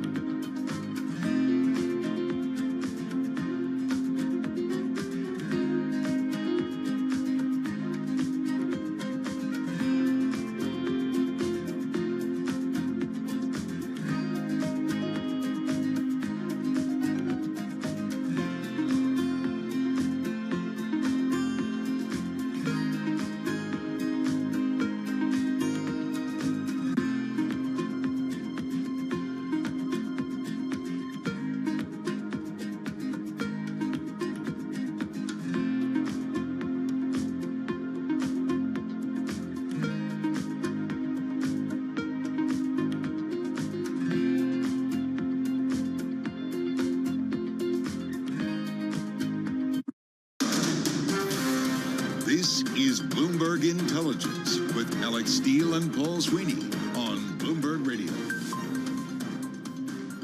Happy Tuesday, everybody. I'm Alex Steele alongside Damian Sassower. Paul Sweeney is in Ireland today. Apparently, he was listening. He said that John Tucker and I sounded good. He didn't say anything about you, though, so that's a little awkward. Well, he must be playing golf then. If he's is that really right? He's in Ireland. He's totally having a pint. I didn't know that. I wonder how many pints he has right now. We are live from the Earthshot Summit right here at the Plaza Hotel in New York City. And the summit celebrates innovators who are trailblazing solutions to repair our planet. The event is also co-hosted by Bloomberg Philanthropies. Let's get into the market here, guys. You're looking at Exxon stock is up by 0.4%. California sues the company over plastic pollution and recycling myth. But what it does bring up questions is, does recycling actually work? And how do you scale it? How is it profitable? How do you do it greenly? Well, joining us now is Scott Levine, Bloomberg Intelligence Senior Industry Analyst, and he joins us now to discuss. You just had a recent note out that talked about waste companies and how they're managing and expanding their recycling operations. Is it efficient? Is it good? Yeah, it's an evolving story, so I think there's a lot of refinement that needs to take place for this to become a larger business. But yeah, this is probably one of the biggest growth areas within the recycling and, more broadly speaking, the solid waste management business in general. So yes is the answer to your question in summary. I think what needs to happen. Scott, really, great to see you. Hey. How you doing, Damien? No, how you doing? I was just gonna ask you, I mean, look, let's take a more broader approach to the question here about recycling, right? Waste management, the companies that you cover. We have an election coming up in November. What works best for your sector? Democrat, Republican? What's gonna be better for waste management in the broader sector writ large? I think conventional wisdom is that Democrats are better. The greater regulation requires greater sophistication. It's large companies that generally have greater sophistication when it comes to environmental stewardship. So, but that said, I think it's not a really different answer in either scenario. There are some specialized topics within the environmental business where it does make more of a difference, like the cleanup of PFAS, for one example. But by and large, Democrats generally are better for the environmental services industry, and I think that's true here. So Democrats are better for the environmental services industry, but what's better for their stock price, Scott? I mean, is that really like the mechanism, the transmission mechanism, the fact that a Democratic power structure is going to basically allow some of these companies to extract a higher margin? Will that really translate through into the stock price? I'm just curious to hear your thoughts on valuations. Yeah, well, the waste stocks has done very well this year. Waste stocks tend to do well. They're late cycle and light cyclicals, right? So you compare that to my energy services coverage universe, and the waste stocks are blowing them away. They were huge outperformers in 2008 when the economy was cratering, and they were huge underperformers when things came roaring back in 2009. So a lot of it kind of relates to the macro as far as the solid waste companies are concerned, and the valuations are at high levels, but I think sustainable given the fact that the industry is doing well. Earnings performance has been good. As inflation has come in, cost inflation has declined at a faster pace than pricing, and so margins have expanded. And so you're seeing a lot of good things happening within the waste industry overall, and that's led to very strong stock performance in 2024. What are the household waste management companies? So we've got Waste Management and Republic Services at the top of the list. Waste Connections as well. It's really an oligopoly. The big three probably have about 40% market share. I think publicly traded stocks generally have 50% market share. Another 20% or so is with municipal operators like New York City Sanitation Department. Another 30% are your mom and pops, and they're always going to be out there. But it's a fairly consolidated industry, and it's fairly orderly in terms of everybody playing well in the sandbox together. Pricing discipline generally is held throughout the industry, and that's a lot of the reason you've seen the stocks do so well. I wonder if you can help me understand also globally, especially as it relates to China, who we know is a huge consumer of commodities and goods worldwide. Talk to us about, solid waste recycling and recycling more broadly speaking outside of the United States? I mean, what companies dominate that sector? Sure. I'm going to use this as an opportunity to pivot to the recycling theme, which you mentioned at the outset as well. And so China, historically had been the big driver of the recycling business for the waste companies. The reason for that is because the biggest piece of the recycling mix has been big brown boxes. And the demand for that has historically come from China. China takes our big brown boxes and they send them back with TVs or consumer electronics. And so they've used the U.S. waste industry or recycling more specifically as a source of packaging. Okay. About 5 years ago, China really cracked down on recycling and in fact banned imports of U.S. brown boxes as an initiative to really kind of grow their own recycling business and also source some of their fiber from other markets. And so China has become less significant to the U.S. recycling business ever since, as the U.S. has really had to diversify their exports to other markets like India, in Southeast Asia as well. So China's become less of a driving force within recycling, broadly speaking, within the last 5 years. All right, Scott. Scott, we appreciate it. Scott Levine joining us. Bloomberg Intelligence, he covers oil services as well as the recycling guys, so all the big players. So maybe not as important to the recycling players, but still very important when it comes to the commodity market. We're going to break that down in just a second with Mike McGlone. He covers commodities for Bloomberg Intelligence.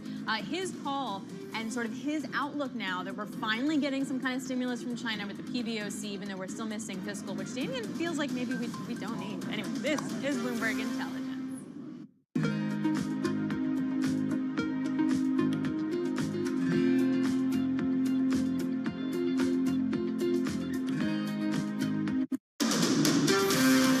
This is Bloomberg Intelligence with Alex Steele and Paul Sweeney. The real outperformance has been the U.S. corporate high yield. Are the companies lean enough? Have they trimmed all the fat? The semiconductor business is a really cyclical business. Breaking market headlines and corporate news from across the globe. Do investors like the M&A that we've seen? These are two big-time blue-chip companies. The window between the peak and cut changing super fast. Bloomberg Intelligence with Alex Steele and Paul Sweeney on Bloomberg Radio. Happy Tuesday, everybody. Welcome to Bloomberg Intelligence Radio. I'm Alex Steele alongside Damian Sassower. Paul Sweeney is supposedly listening, and he's in Ireland, probably having a pint after playing golf. We are broadcasting to you live from the Earthshot Summit right here at the Plaza Hotel in the middle of New York City to celebrate innovators who are trailblazing solutions to repair our planet. The event is also co-sponsored by Bloomberg Philanthropies. We have a great lineup of guests for you from here over the next hour. Nadia Calvino is the president of the European Investment Bank. We need to get from here to there when it comes to climate and it comes to green. How do you do that? How do you do that with financing? And on that topic, Ravi Menon is Singapore's Climate Action Ambassador and former Monetary Authority of Singapore chief, and he can discuss that sustainable financing in Southeast Asia. Really great conversations coming up over the next hour. But let's get into the markets now, get you a bit splash, and get you caught up with John Tucker. John? Yeah, I'm going to say it's mixed right now, Alex and Damien. The data kind of in the driver's seat. Households feeling more worried about the job market. The overall confidence level sinking in September. This according to the figures that we got from the conference board this morning. Blackstone and Vista Equity Partners agreeing to acquire the software provider Smartsheet. The price tag about $8.4 billion. So this would be one of the year's largest take-private deals. And right now, as we look at shares of...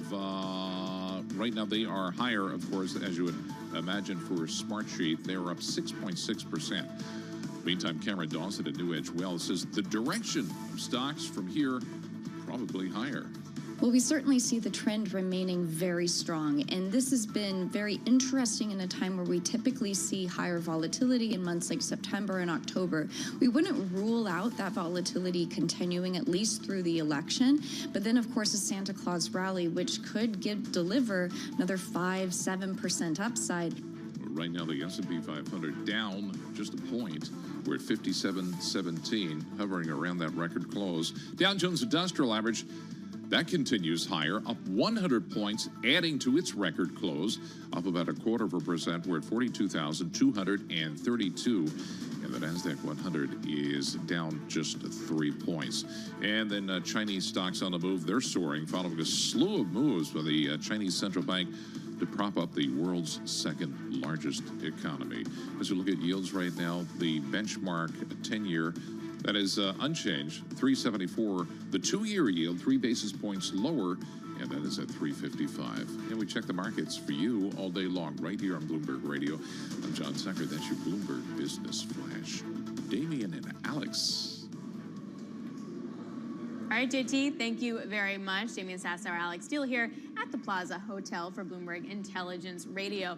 Bond market a little whippy on the front end. Yeah, but still steepening, still a little twisty steepening. But I mean, look, I really find it cute that you called John Tucker JT. I never knew that. I mean, I'm going to try that from now on. Oh, okay. Really I mean, I don't know if he responds to it, but I'm going to call it to him anyway. I call him Mr. Tucker. Mr. Tucker. No, I don't know if he's going to like that one. Well, I think it's really interesting. I mean, the read-through just in terms of what's going on in China, but more importantly, what's going to go on in commodity markets, which is right in your wheelhouse. Oh, yeah. We're going to get to that in just a second. But for now, I want to get to some movers with Norma Linda. She joins us back in the studio. So, Nor, the worst-performing stock in the S&P is Regeneron Pharmaceuticals. Why? Yeah, let's talk a bit about it. So this company actually makes a lot of money off of a drug that helps people who have issues with losing their sight. They made a lot of money off of that, but essentially what's happened recently is that they lost patent protection on that drug. And of course, what we know is very, very important for biotech companies is that they're able to have that exclusivity effect. So essentially, when a lot of drugs go generic, it makes the company that created the initial drug lose money in that sense. And so we had that news come out yesterday, but what we're seeing now is a downgrade that they received from Leerink, which is essentially changing their rating to market perform from outperform on this news.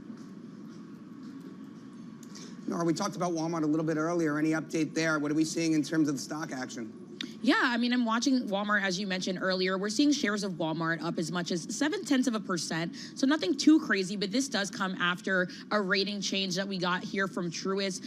They cut their recommendation on Costco to hold from buy, but when we're looking back at Walmart, they upgraded the retailer to buy from hold. And this is because they essentially think that Walmart has faster growth of higher margin segments that could result in higher earnings growth and command a higher multiple. And this is because they think that they have market share gains that they've seen across multiple income levels that a lot of other companies don't have. Yeah, I'm also taking a look here at Visa too, Nor. We're getting some more data here, down by almost 4%. What is this? FTC, DOJ is adding some pressure onto this company now. What's going on? Yeah, so the DOJ is actually set to file a lawsuit as soon as Tuesday, accusing Visa of illegally monopolizing the U.S. debit card market. This is super important. I mean, we have analysts viewing this development as relatively unsurprising in terms of the ongoing DOJ investigation, but some do see this as an incremental regulatory overhang for Visa as we're looking forward here.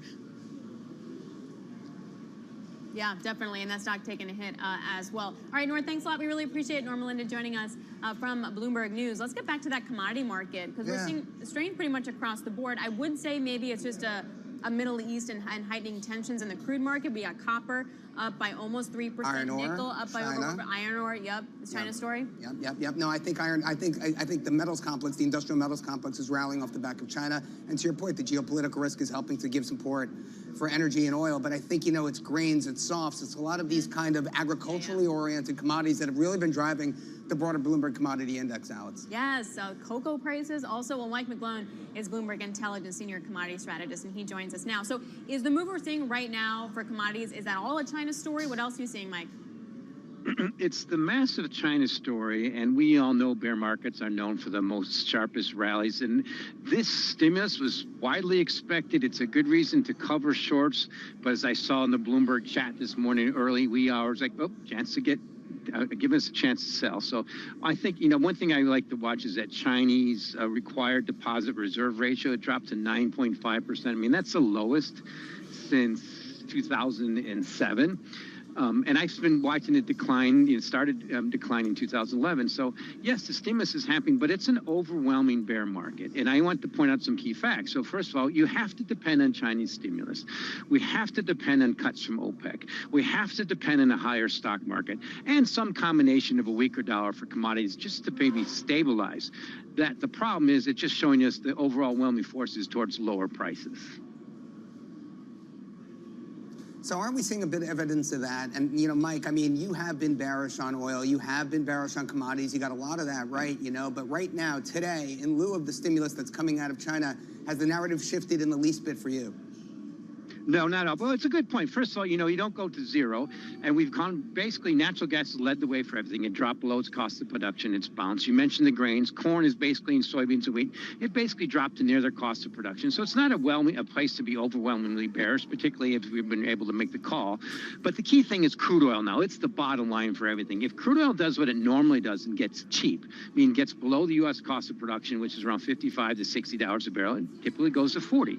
And all my indications are there. For instance, you just look at that spare capacity in OPEC, it's increasing. The excess of supply and demand out of the U.S., it's increasing. And China demand, China imports is actually turning downward. Why? For good reason. I mean, they started this unlimited friendship. So to me, the overwhelming force is sure we should get a balance and stability, but to me, the next leg is lower. And the one commodity I'm watching really closely now is that Dr. Copper. Dr. Copper is up 20% on a one-year basis versus gold's up 30%. Most commodities are down. If it can stay strong, it's good and strong for China. To me, it's the next leg to fall, particularly if the U.S. stock market gives back a little bit. And I think that's the problem. Now we're all kind of subject to beta staying elevated, for copper to stay elevated. And one thing that's really closely correlated to copper is interest rates. So yes, China's added stimulus, but you look at that 10-year note yield in China at 2.06% versus our 10-year note yield about 3.75%. To me, that's a better case for copper, which is about $4.50 right now, more likely to go to 3 than above 5.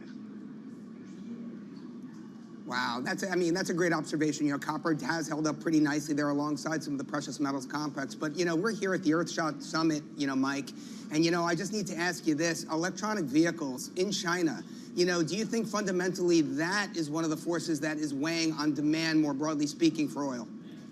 Oh, absolutely. I mean, the U.S. imposed 100% tariffs on EVs coming from China in May. The fact that we have to do that, and the fact that what's happening in the major transition in Germany and Europe with all the internal combustion manufacturers is our overwhelmingly deflationary forces coming out of China. Anything to do with renewables and solar and anything that produces, you know, it's that technology replacing petroleum, that's the paradigm shift that's kicking in. And the war in Ukraine accelerated the whole process. Now we're seeing that downside of the spike from 2022. And the bottom line is commodities always get cheap. So to me, this is a perfect storm for commodity prices to do what they always do, is get cheap. And the bottom line is U.S. has to completely avoid a recession. The U.S. stock market has to stay elevated, or commodities will get cheap. And I'm still think WTI crude oil is going to head towards 40. I've been owning that. If I'm wrong, you know who to blame. I will blame you if we get to 40. Hey, gold, record high after record high. Just literally, how many record highs do you think we can have this year at this point?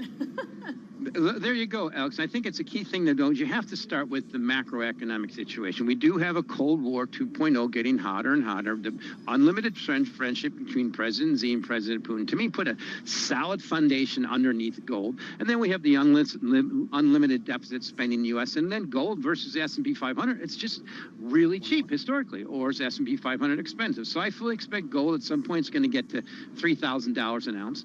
It could have some bucking of this bull. We're overdue for a little bit bucking.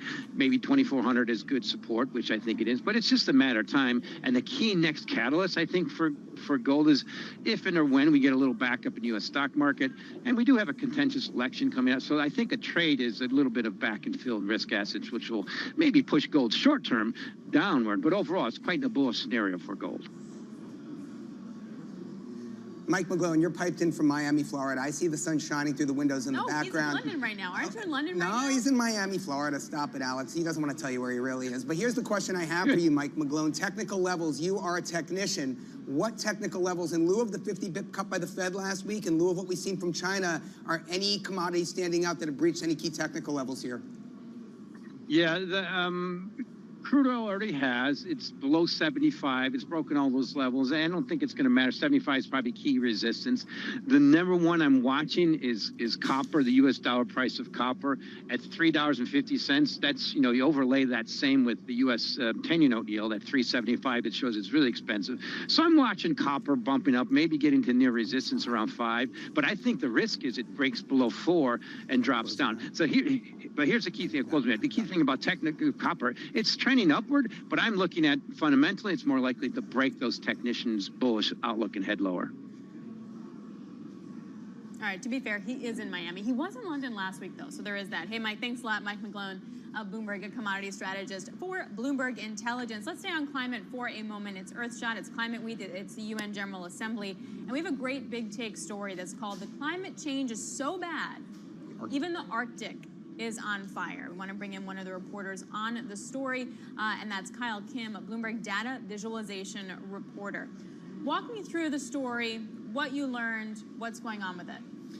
Yeah, climate change, you know, is making wildfires more common and intense, and that may not be the new part because that's, you know, been in the news for a while, but it's also causing fires in places that a lot of people normally wouldn't expect, like you mentioned, the Arctic and the wetlands in Brazil and Indonesia. And what's really unique about these fires is that they tend to move underground and smolder below the surface, and it could be for months that this is happening. And these underground fires are basically burning through prehistoric vegetation called peat, and just releasing enormous amounts of carbon. And you know, these peat materials, they only cover about 3 to 4% of the Earth's surface, but they hold up to 1/3 of the world's soil carbon. So it means that these fires are having an outsized impact on climate change and causing a lot of negative feedback loops. And in the Arctic, for example, we're seeing that carbon keep going. from the burning peat is causing emissions from the Arctic Circle to skyrocket, and it's accelerating the thawing of permafrost there, which is this always frozen layer in the ground. And when it melts, it releases things like carbon and methane, and it's making the Arctic even hotter. How do you prevent that? Like, I appreciate that we all need to tackle climate change, et cetera, but this specifically, because it's even hard to see, how do you manage it? Yeah, well, even the professionals, you know, it's fighting fire in general is a hard task, right? But fighting them underground, it's very difficult because it is not visible.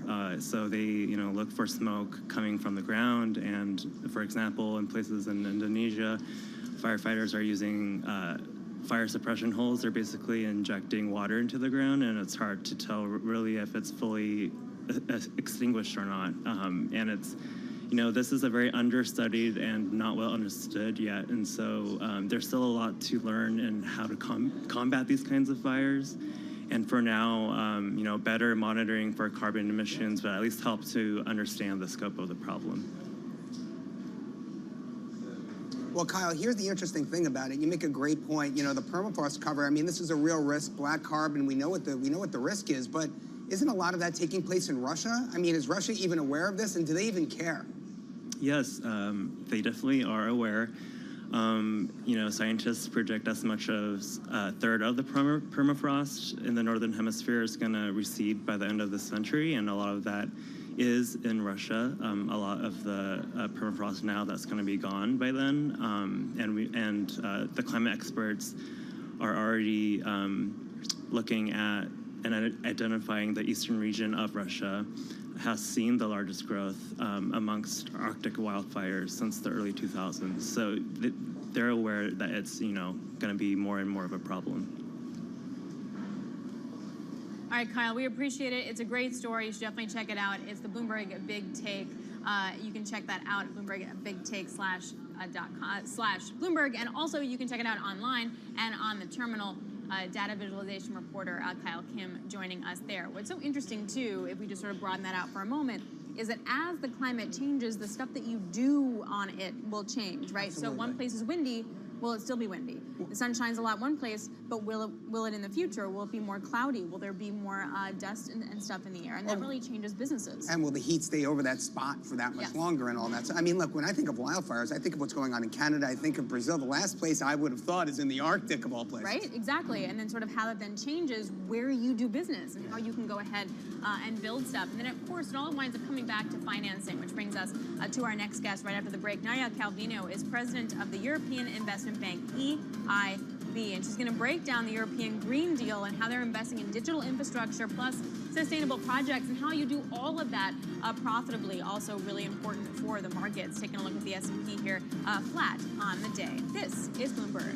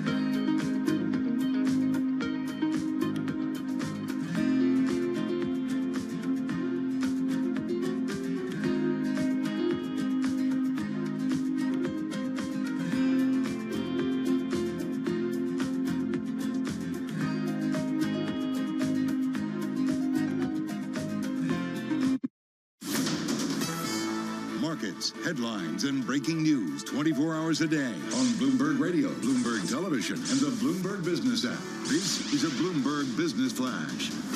And I'm John Tucker in the Bloomberg Newsroom with this Bloomberg Business Flash. The Dow Jones Industrial Average is adding to its record close right now, up 117 points. That's a rise of 0.3%. We're at 42,242 on the index. The S&P 500, that is a little changed, up just 2 points right now. You have 6 of the 11 major industry groups in the index. They are higher. Materials and industrials, they are in the lead, and the biggest drag of the S&P 500 right now, that belongs to the financials. Bond yields, they're mixed ahead of a $69 billion auction of two-year notes. That'll test investor demand for U.S. debt today.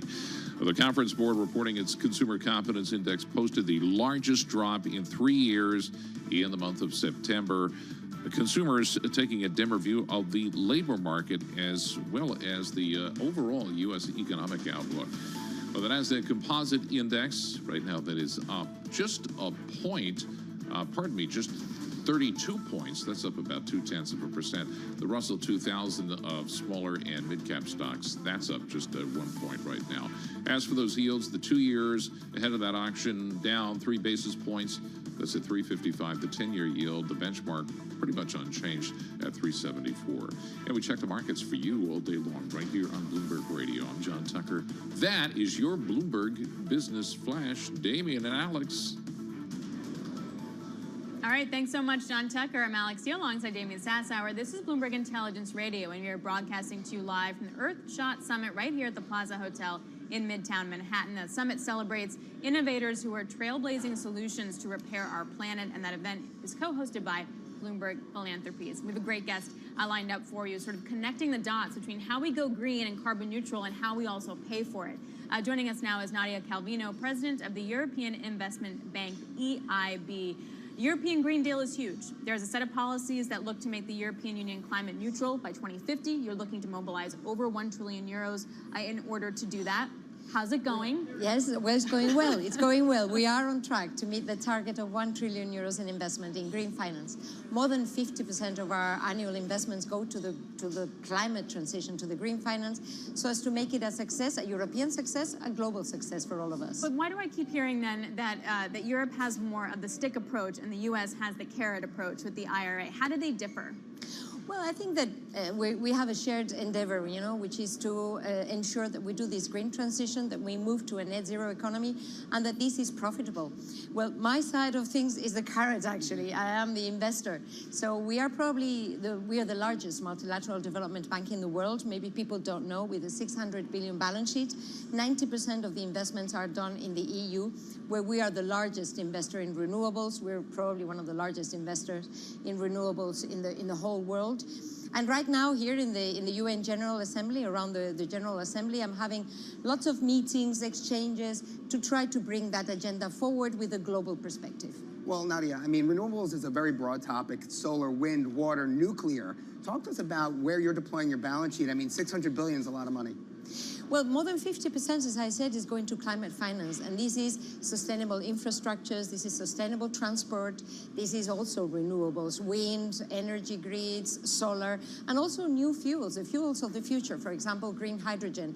We're supporting very innovative, large projects, also large traditional infrastructures, and dynamic startups that are really going to be the ones finding the technologies, the breakthrough technologies for all of us. I mean, we've seen with hydrogen, though, that it's hard. That green hydrogen in particular is quite hard. I mean, Germany had to sort of backtrack from that, in particular with the war in Ukraine. In addition, like Ørsted dropped and had to ditch out on a hydrogen project. Can you do hydrogen profitably? And how do you do that? Well, we have to, because it is. But can you right now? Well, right now we're investing in a number of projects in Europe, which are more having to do with industry hubs. So we are greening industry, highly polluting, highly energy intensive. So like industry. A cement industry that yes, and steel, all these large industry. So we are seeing, for example, close to a port in the south of Portugal. We're going to have a green hydrogen hub. So that's very close to traditional industries, and we're helping them become green and also profitable. Likewise, in other parts of Europe, we are at the early stages of these new technologies, and it is only normal, that some projects fail, that some projects are succeeding, and that's why we are, the European Investment Bank is a public investment bank to take the risk, to make sure that patient capital, long-term investors are taking those risks so that also we mobilize private capital and we make this a success. Well, other multilateral finance institutions, development banks out of, for example, China, Korea, et cetera, have had a very poor track record of deploying capital profitably. And, I know the EIB is different. I know the World Bank Group is very, very different. And I know we're talking about perpetual capital and perpetual investments. But at the end of the day, you do have to get a return on your investment. So talk to us about which sectors within the broader, renewable space, within the broader climate space, carry the highest return on investment from your perspective? Well, actually, we are very profitable. Let me be very clear. The fact that we're a public bank doesn't mean that I don't have to deliver for our shareholders. Of course. So around 2 billion euros we had in profit last year. We've been profitable since the bank was, since its inception. We have a very low return, very low level of non-performing assets. When I say very low, I mean like 0.4% of our assets.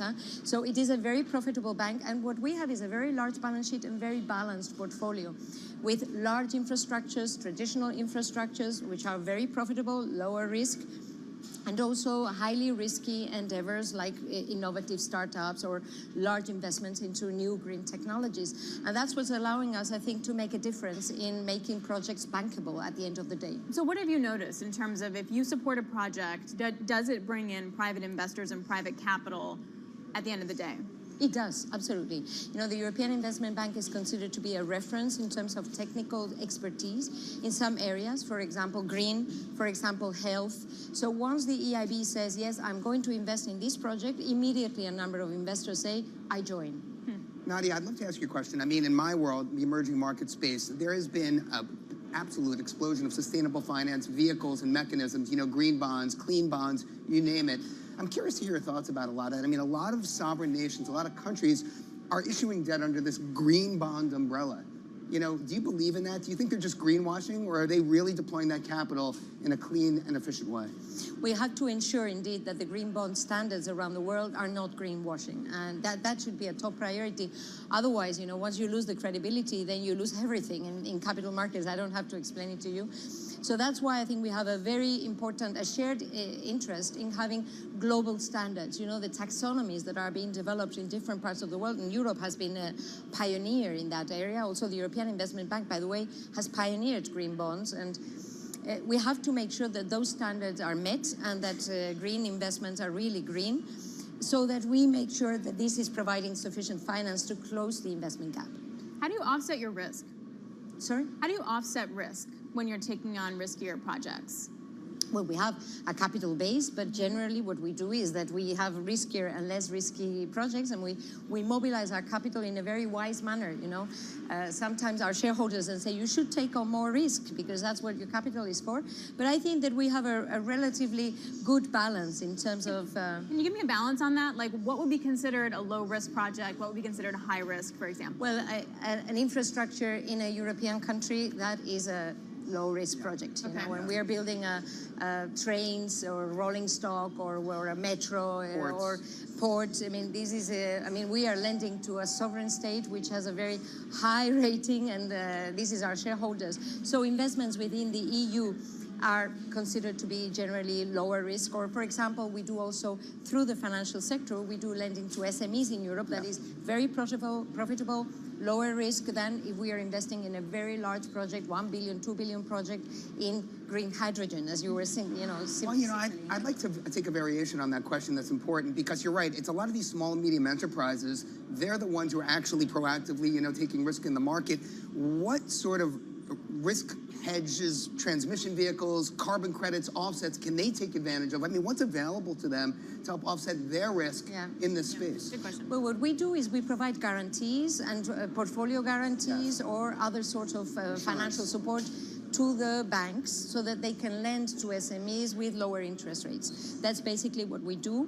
And again, that allows us to reach a large share of European SMEs. And they are, for example, now investing in green technologies, energy efficiency, thanks to the support of the European Investment Bank. I don't know if many of them know it, because they go to a bank, a commercial bank, but although they have to signal in their loans that this is supported by the European Investment Bank. I don't know if they always do, but the fact of the matter is the EIB is one of the key elements that is driving the European economy. Where does natural gas fall into this for you guys?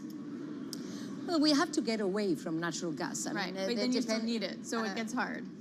I understand, we all understand, we are in the midst of a transition. But if there is one thing that we have learned due to the war in Ukraine, is that we cannot be dependent on Russia, starting with Russia, but other parts of the world, be it talking about energy, chips, other elements of the supply chain, critical raw materials. Europe has to stand up on its 2 feet and become independent when it comes to energy. That's a clear idea, I think. I want to talk about economic disparity, but more in terms of the type of partners you choose to go into business with, right? The types of banks. I think of the Brookfields, the Blackstones, the Macquaries, these big infrastructure investors, the Morgan Stanleys. Does that matter? Can you partner with smaller banks, medium-sized banks, international banks? I mean, how often do you do that, or do you kind of stick to the people you know and love best? No, we partner with a lot of financial institutions around the world. Of course, we do a very serious check when it comes to not only the financial strength of the counterparties, but also compliance and reputational risks. And also we are investing through investment funds. We have a subsidiary, the European Investment Fund, which is partnering with private investment funds to then mobilize these other sorts of venture capital and quasi-capital investments.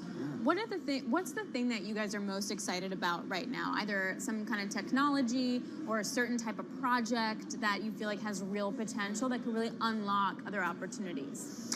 Well, I think there are 2 areas where, let me focus on what I have been discussing here in New York, because back in Luxembourg, we discussed many other What's going on behind closed doors here? Indeed, that's why I'm going to give you a sneak preview. No, we have been discussing, there's nothing so revolutionary or surprising, but actually, we've been discussing 4 main subjects.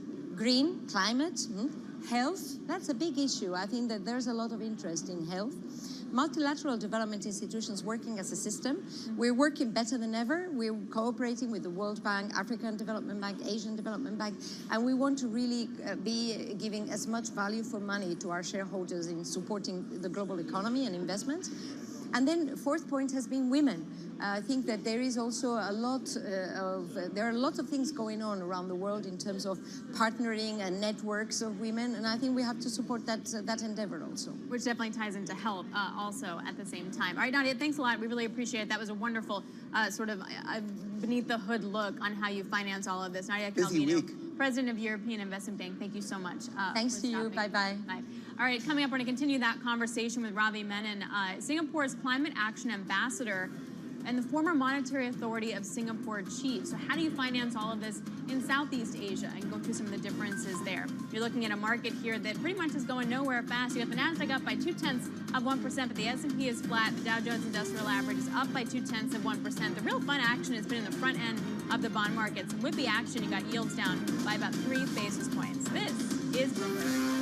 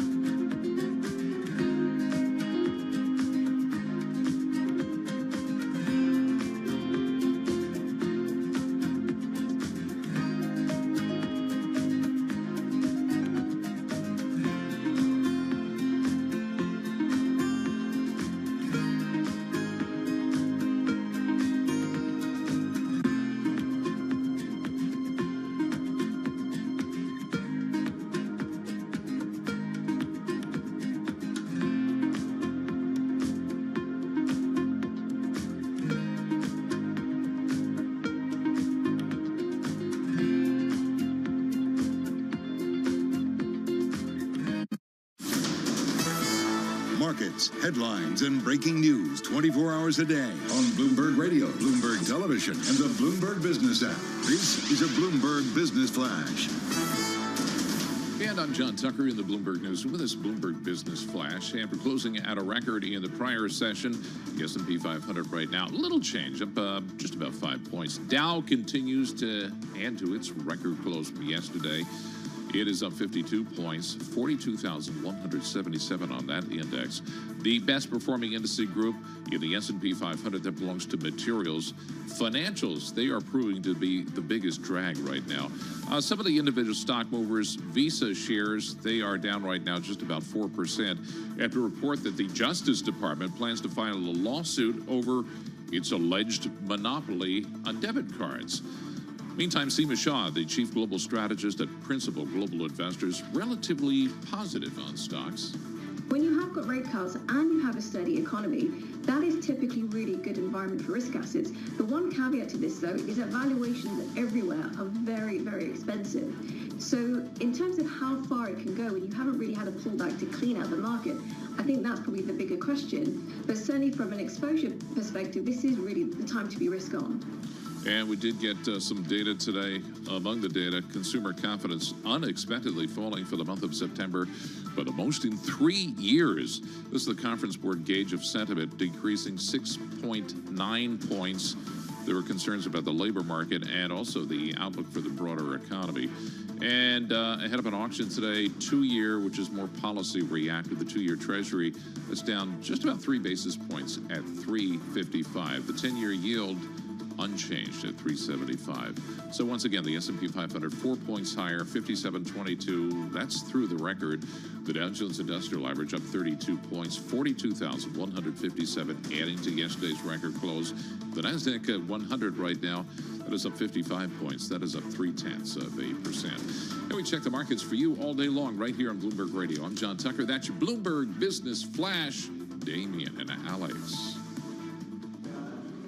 All right, thanks so much, John Tucker. I'm Alex Deal alongside Damian Sassower. Paul Sweeney is in Ireland today. We are here at the Earthshot Summit right here at the Plaza Hotel in New York City. The summit celebrates innovators who are trailblazing solutions to repair our planet. The event is co-hosted by Bloomberg Philanthropies, and it also brings together world leaders of all ilk to kind of get together and try and solve many of the crises that we have in our world today, in particular climate. And one joins us today on set. Ravi Menon is Singapore's Climate Action Ambassador, but was also the former Monetary Authority of Singapore Chief, and he joins us now right here on set. Ravi, Damian's really excited to talk to you because he's an emerging markets credit guy. So let's just start with some eco for a second. What did you think of what China did today? Sorry, what did China do today? This is a great point. It's a great point. Let's talk about the nominal effective exchange rate in Singapore. No, I'm just kidding. No, but seriously, you're here. You're in these closed-door meetings here at this conference. You're talking about climate change. You're talking about economies. But in your former role as the head of the Monetary Authority of Singapore, you set policy. What is that like in a world now that the Fed has decided to cut rates by 50 basis points? Do you think Singapore comes next? And China unleashes a stimulus package. Oh, that's it. Well, I've been a bit removed from that scene for quite a while now. But if I were to reflect back 2 years ago when we were all facing a surge in inflation globally, and the conventional view at that time, which I subscribed to also, was that given how low interest rates were and how easy and accommodative monetary policies have been for 10 years, the catch-up to tighten rates to bring down this inflation is going to be unprecedented. And indeed, the hikes in rates and the tightening of monetary policy, including in Singapore through the exchange rate, was quite significant. And I thought this was going to come at the cost of a severe slowdown in economic growth and rise in unemployment. I'm talking globally, right? And this has been the case in all previous instances. I think looking back, we've done not too badly. We've avoided major recession in the major economies. There hasn't been any sizable increase in unemployment. The labor market has been quite resilient. And surely, but surely, we've been bringing down inflation. I think this is a credit to many of my ex-colleagues in the central banking world. I will not comment on specific policy moves, such as the one they made recently. But I think we should step back and see we actually did not too badly. It could have been much worse. To be able to ease this early, whether that itself is the right move, I will not comment. But the fact that we're even having this conversation about easing, about stimulus, when not too long ago we were fighting inflation. It has come down. So I think this has been quite remarkable. And this also brings sort of the question of climate action and financing that part of the market as well, because part of the conversation here in the U.S. with the Inflation Reduction Act is that in essence is inflationary, and that the more money that every country spends on greening stuff, the more you're going to create sort of an inflation bubble. Is that true from where you sit? I think that is going to be at best quite short term. Some stimulus through any new investments going into an area of scarcity will create some price pressures and demand pressures against limited supply. But the objective of the Inflation Reduction Act, as is the objective of similar packages in every other country, is to expand the supply capacity, for renewables, for cleaner technologies, and so on. So yes, in the short term, that capacity has not increased. You will get momentary increase in inflation and price pressures as you put in demand. But when the supply capacity increases, that should stabilize. So as with any industrial transformation or restructuring, there will be short-term price effects, but that should even out once the supply and demand are back in. So I don't think there's anything inherently inflationary in these packages. In Singapore's key position along the Malacca Strait, it sits between two of the largest polluting countries on the planet, that being China and India. Talk to us about your location in the world, your geostrategic location. How are you addressing those two nations, their ability to enact climate change?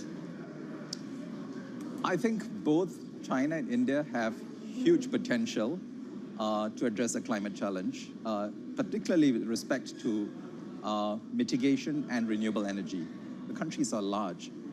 We often forget that China is installing more renewable capacity each year than the rest of the world put together.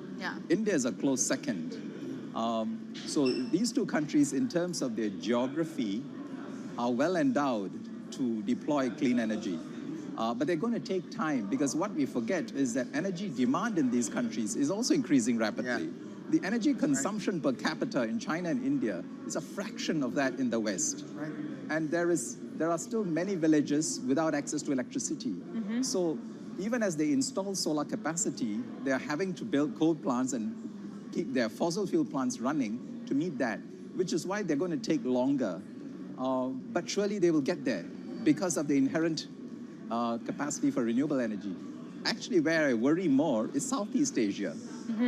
Because similar situation, rapid growth in energy demand, rise of middle class, urbanization, people having access to electricity. So you mean Indonesia, Philippines, Vietnam? Yes, all the countries around us, including us.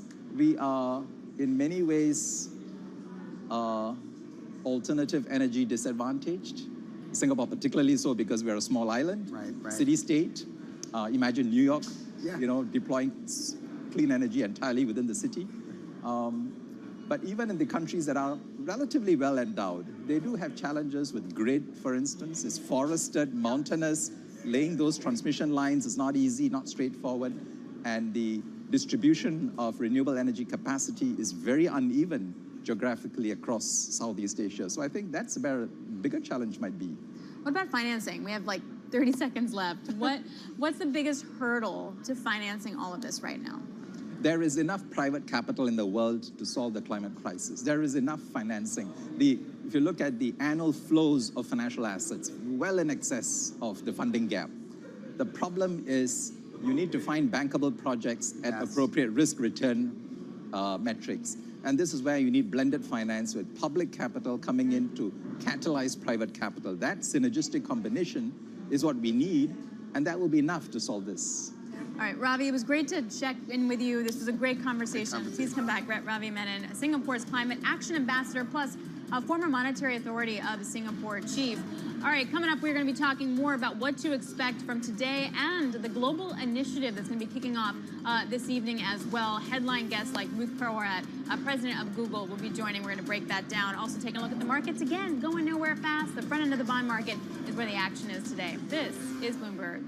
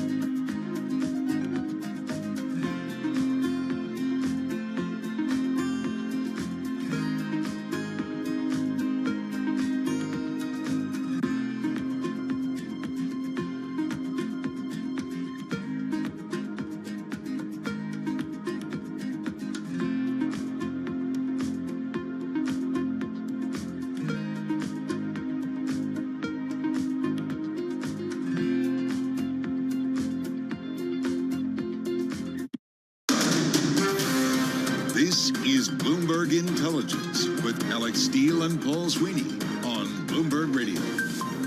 And I'm John Tucker in the studio along with Bloomberg's Lisa Mateo. It is 11:53 in New York. Hey, you know what? It's Hispanic Heritage Month. Every day at this time, we're celebrating significant moments in Hispanic heritage. And now with your installment for this September 23rd, Bloomberg's Lisa Mateo. I was going to guess, but I'm going to let you do it.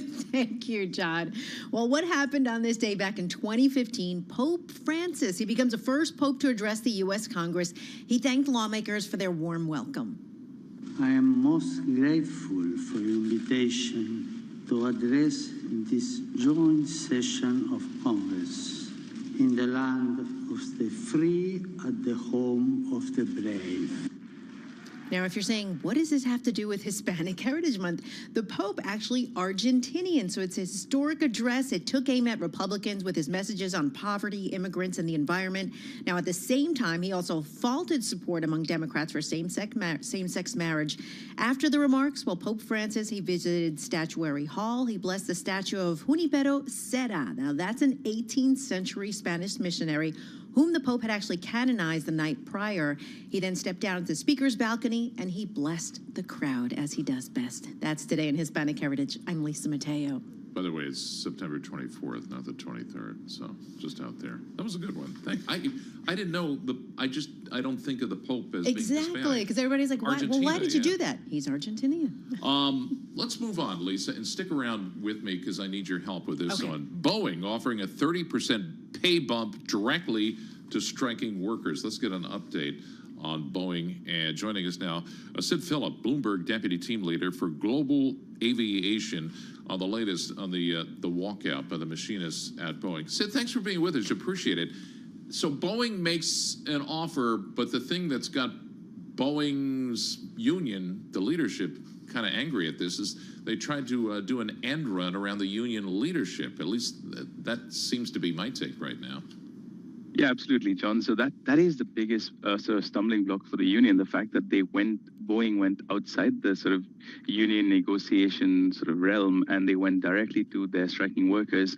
And that was sort of seen as sort of them bypassing the union. And the union said that based on that, they will not be bringing this offer to vote. And so that sort of raises the possibility that the strike, which is currently on day 10, could draw out longer, and that means Boeing is unable to actually build planes. Now, Sid, can you break down for us what else you had the 30% pay bump, but what else is in there? What else does their offer include? So the offer is a 30% pay bump, as well as they talked about basically an improvement on the 401k pension on the sort of retirement plan, but they did not bring back the defined benefits pension that the unions were clamoring for, as well as the unions have been asking for a 40% pay increase, and this was lower than that threshold. And so essentially it wasn't quite what the union was asking for, but it was substantially improved. They also doubled the bonus that if the workers sign this deal, they will get $6,000. And so they've offered quite a bit of sweeteners on this deal, but at the same time, it's still not clear when the union will actually be in a position to accept and get the vote out to its members to whether they accept these deals or not. Let's talk about the kind of pressure that Boeing is under right now. You talked about the production of the planes. Just where does everything stand? So production of their most important models like the 737 MAX, the 767, which is a cargo plane, as well as the 777, has been virtually shuttered because of the strike. And that's built in the Seattle area.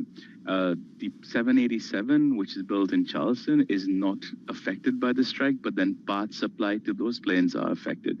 So essentially, Boeing is virtually unable to deliver any planes to its customers while they are sort of working on this, while the strike carries on. They've also been unable to generate cash because Boeing gets paid cash every time it delivers planes, and they haven't been able to deliver any planes, and so they don't get enough cash. And they burned through $8 billion already in the first half of the year. And they were hoping to sort of reverse that trend in the second half. That doesn't look likely. And so Boeing's going to keep burning through cash, and they desperately need the deal so that they can get production back again, and they can get deliveries back again, and they can start generating cash in order for them to be able to service their large debt. So in the meantime, what are they doing to preserve that cash? I mean, during the strike, I think some of their executives taking pay cuts while this is happening. What are they doing? Absolutely. So the CFO has announced a bunch of measures that the company is going to be taking in order to preserve cash, including putting some workers on a 1-week furlough every 3 weeks. They've also talked about cutting travel. They've been cutting first class and business class travel for executives.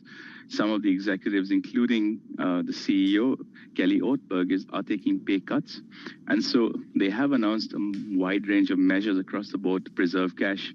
At the same time, it's vitally important for them to actually start delivering planes, because that's the only way they can actually generate cash. Real quick, like 20 seconds. Is the flying public going to notice any of this anytime soon? They might, because airlines will be forced to hold on to older planes for longer because they're unable to get newer planes, and essentially that translates into maybe capacity may be constrained for slightly longer because airlines won't be able to get all the planes that they ordered and are expecting delivery of, and consequently airlines will have to have fewer planes on fewer routes. All right, Siddharth Phillip, Bloomberg Deputy Team Leader for Global Aviation, with the update on the Boeing story. Interesting, Lisa. S&P 500 right now, 10 points higher. That's up 0.2%, adding to its record close from yesterday. Same with the Dow. That's up right now 25 points at 42,149. For Lisa Mateo, I'm John Tucker. You've been listening to Bloomberg Intelligence. Balance of Power with Joe Matthew is coming up right now.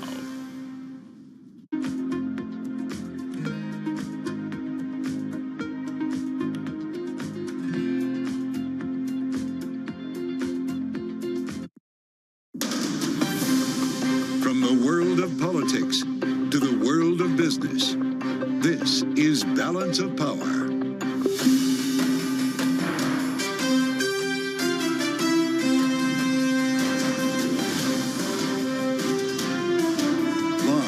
Washington, D.C. The economy drives the day from UNGA to the campaign trail. Welcome to the fastest show in politics, with Joe Biden speaking to the United Nations General Assembly a short time ago and Donald Trump delivering an economic policy address a short time from now. He'll do it in Georgia. We'll be joined this hour by Andreas Kluth from Bloomberg Opinion on UNGA, Nathan Dean from Bloomberg Intelligence on avoiding a government shutdown 6 days from now, and by Michael Whatley, the co-chair of the Republican National Committee, joining for an important conversation about Donald Trump's approach to the economy and the campaign at large. We'll have insights from our signature panel, Rick Davis and Jeannie Shanzano, with us for the hour. And it's all after a look at Wall Street. Let's get up to speed right now on the markets with the help of Charlie Pellet in New York. Hey, Charlie. Well, hello there, Joe Matthew. Thank you very much. We have got the Dow, the S&P, NASDAQ all advancing. S&P close to the best level of the day, looking at a 12-point gain right now, 57.30, where we stand on the S&P, on track perhaps for another record, up 0.2%. The Dow also advancing, up 34, could see a record there, up by about 0.1%. NASDAQ up 103 now, higher by 0.6%. 10-year at 3.75%, with a 2-year 3.55%. Gold up $14 the ounce, 26.42, up by about 0.5%. And West Texas Intermediate crude now higher by 1.7%, 71.59 for a barrel of WTI. Bottom line here, stocks are in the green, erasing losses after consumer confidence unexpectedly fell the most in 3 years, shaking investors' conviction that the Federal Reserve could engineer a soft landing for the economy. Now, as for markets and the November election, David Kostin is chief U.S. equity strategist at Goldman Sachs. So if they think about tactically, would say there's concern based on history around the ahead of the election, and then usually get a rally towards the end of the year. We look out a year from now, S&P 500 likely to be closer to 6,000. It's a target we have.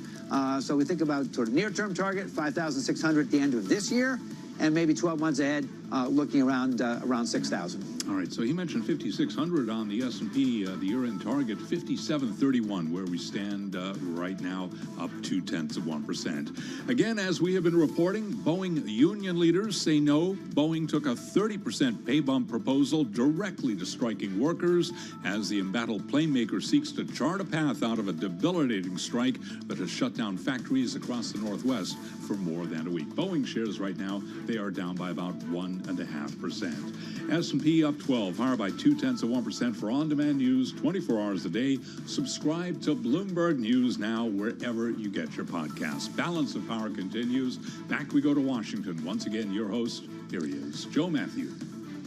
All right, Charlie, thank you so much, as always, from World Headquarters in New York, watching the markets for us here as we bring you the fastest show in politics from Washington. We'll be back with Charlie Pellet a little bit later on this hour to see how things are cooking. Thanks for coming along here on Bloomberg Radio, on the satellite radio, and on YouTube, where you can find us always by searching Bloomberg Business News Live. It's pretty basic. Find our live stream from Washington to New York all day here. Yours for the taking, with a lot to talk about on Bloomberg. I start pretty much every day here, in this case, the Tuesday edition, by letting you know what's happening on the campaign trail. Tim Walz in St. Paul, Minnesota, and Donald Trump is going to be holding forth in Savannah, Georgia. About 1 hour from now, it's all about the economy today. Think corporate taxes, manufacturing incentives, and in some cases, proposed punishments on American companies that do business abroad. We're going to talk about this in great detail coming up a little bit later on this hour with Michael Watley, the chair of the RNC. Joe Biden, meantime, is in New York. Of course, not on the campaign trail, but at the United Nations. The 79th session of the UN General Assembly, known affectionately as UNGA. And he's already spoken. He's going to be speaking a few times at different events today, including one for Bloomberg a little bit later on. But so far, we have heard from Joe Biden talking about the veracity of alliances, the defense of democracy. He spoke, as I mentioned a short time ago. We brought it to you live here on Bloomberg. Let's listen. Many look at the world today and see difficulties and react with despair. But I do not. I won't. As leaders, we don't have the luxury. I recognize the challenges from Ukraine to Gaza to Sudan and beyond. War, hunger, terrorism, brutality, record displacement of people, a climate crisis, democracy at risk. As I read on the terminal, pitching collective action to address a wide range of emerging global concerns, arguing his efforts to strengthen and expand international institutions has paid dividends despite the turmoil. But it's the turmoil we're talking about here, with multiple hot wars brewing around the world, and of course, Russia holding veto power. That brings us to Andreas Kluth's great column. If Biden wants to save the UN, kill the veto. Knowing, of course, this was his final address as the President of the United States before the UN General Assembly. Andreas is with us now on Balance of Power. It's great to have you back, Andreas. Not great to be as here, easily done as it is said. How would we go about making that happen? Killing the veto, you mean? Yeah. Well, it won't happen, unfortunately. And one reason it won't happen, of 5 reasons, is that the U.S. doesn't want it to happen. One thing he did, Biden, just during the speech he just gave, which was a laundry list of his, and also a tour de force through history, and then a laundry list of everything he's achieved. And in a sort of a non sequitur at the end, he says, but I'm more optimistic than ever. But somewhere in the middle there it says, and we must reform the Security Council of the UN. And he said that 2 years ago already, and everyone knows it. And this week there's a summit of the future, which is in part about that. And this was previewed by his representative to the UN, actually has now a detailed proposal. He wants to enlarge the Security Council of 15 members to with 2 additional permanent seats for African nation and 1 additional rotating seat for island nations anywhere in the world, which is interesting. However, none of them, the permanent members, will get a veto.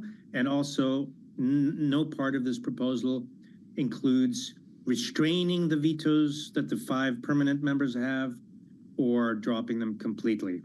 And I think that's a great failing, but Linda Thomas-Greenfield, his UN representative, just said flat out, no, we exercise this, we make no apologies. I know, she said, I know it causes dysfunction, but we're going to keep it. To be clear, the 5 veto powers, the US, UK, France, Russia, China, it's the last 2 that are the problem here, right? In the way it's evolved, yes. Since 1989, France and the UK have not exercised their veto. So China, Russia, and the US are the problem, but they're the problem. This is a symptom of the world, not the cause, because, you know, all the lists, all the wars you mentioned, some of them, Ukraine, Gaza, or Middle East, etc.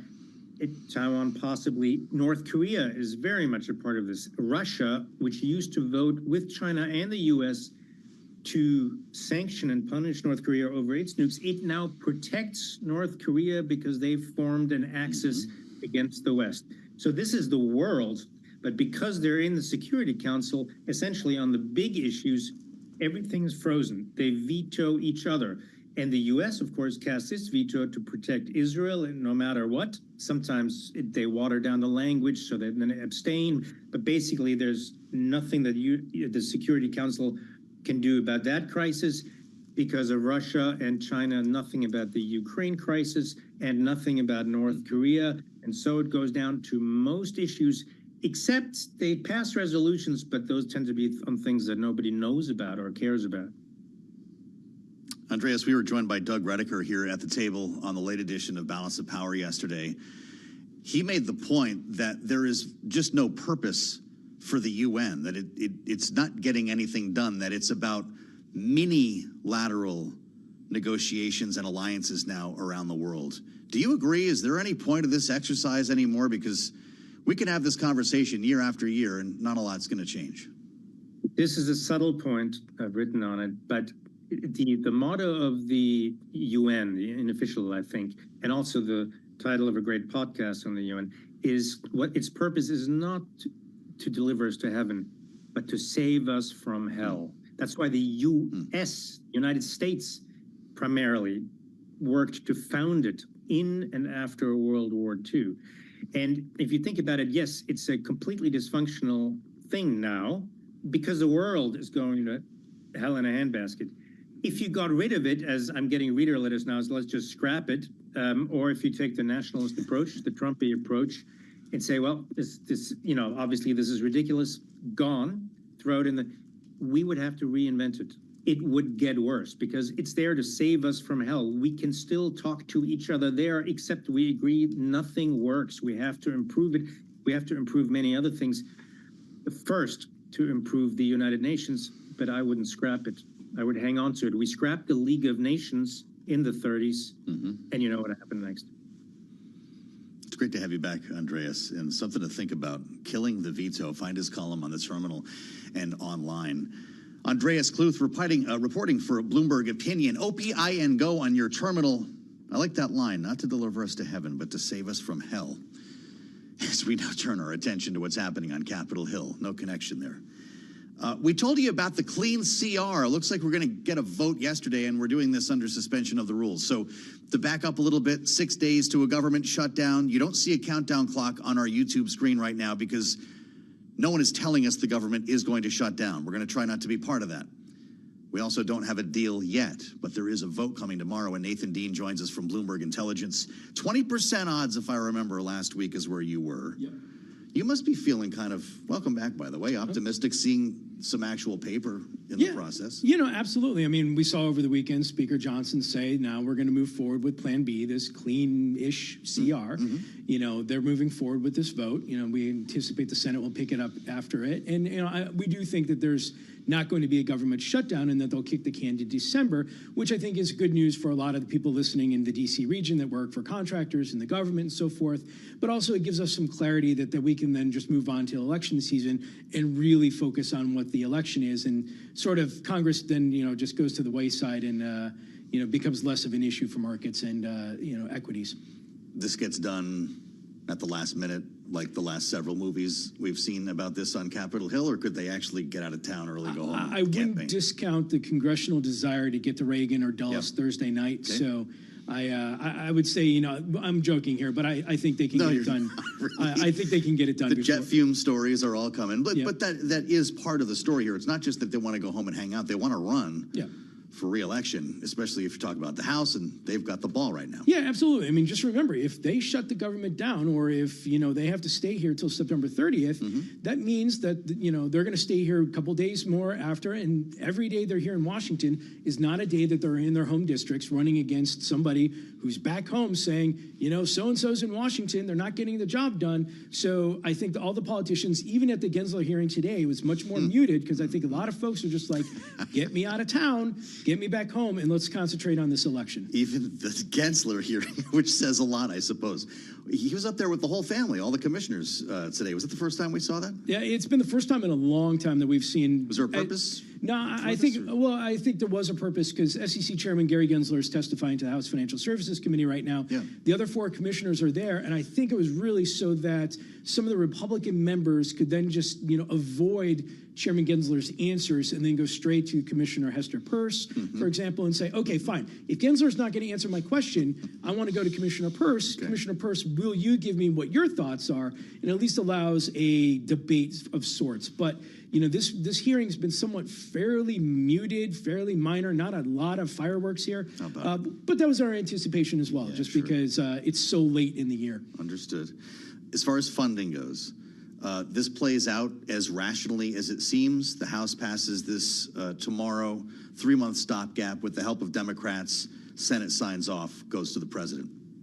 Anything happening in there that might dislodge this plan? No, I don't think so. I don't think there's really anything like that somebody's going to offer at the last second and say, hey, I'm going to attach this and try and get to the president's desk. We don't see that.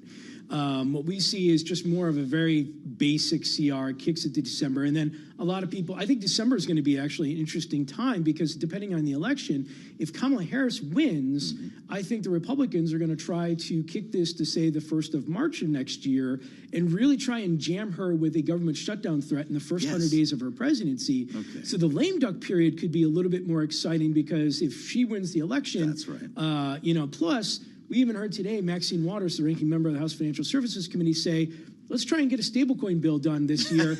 If that happens, it would be on that December 4th time frame, attaching it to the government shutdown. Well, so I thought you might go there, because we're setting ourselves up for a working Christmas, aren't we? We're going to have a shutdown potentially. If, to your point, if Kamala Harris wins the presidency, the Republican-led House is not going to give an inch on this. Could we actually end up with a New Year's shutdown, or is there leverage there for Republicans to do something else? I don't think that we would have a shutdown. I don't think our odds of a shutdown would go above 50% at this point for December, but it'd certainly be one of those where you grab the popcorn and you watch the headlines because look, this is the last chance before the new congressional term that somebody like Senator Dick Durbin is trying to get his Credit Card Competition Act through. There you go. He would try and attach it. Yep. The stablecoin bill would potentially be attached. Every lobbyist on K Street would be like, let's see if we can get something done. They're just playing what-if scenarios. But as you know all too well, these what-if scenarios do turn into headlines and then sometimes turn into momentum. So that December 1st to December 14th, if that's where they go, that first 2 weeks of December, I think could be fairly interesting. You'll be taking those weeks off, right? I think I am. James, I'm taking those weeks off. James is too. Just a minute left here. Crypto bros for Kamala? I'm being kind of facetious, but there was this narrative after like a one line in a speech that referred to AI and digital currencies, I believe she said, digital technologies, that all of a sudden she's on board with Fit 21. In our remaining moment, where's Kamala Harris on crypto? So we actually think that she's going to be somewhat advantageous for the crypto community next year if she wins. But I will just say this. With all the crypto regulatory framework that you're going to get, there's going to be tougher consumer protections tougher AML language, tougher enforcement risk. And so ultimately, if she were to move forward with this, we think it benefits the likes of those of like Coinbase, who have technology spend, compliance spend over the mom and pop folks, thinks of individuals in your garage starting a startup. Got it. You know, so it's certainly going to be interesting, but it's going to be heavy regulation, but it will be some sort of regulatory. What's Trump's? Was it World Liberty Financial? Am I remembering? Yep. that? Yeah. And you know, he said that he Would wants. he benefit from a Kamala Harris administration? We'll see. He wouldn't answer that. It's great to see you. Nathan Dean, what city are we going to next? New York. New York. I'll be there too. Maybe we'll meet up. I'm actually a couple days from now. All right, Nathan Dean, in high demand globally to find out what in the world a Kamala Harris administration would mean for the markets. That's partly why we talk to him every week here on Balance of Power. Stay with us. An important conversation ahead with the co-chair of the RNC, Michael Watley's next, right here on Bloomberg.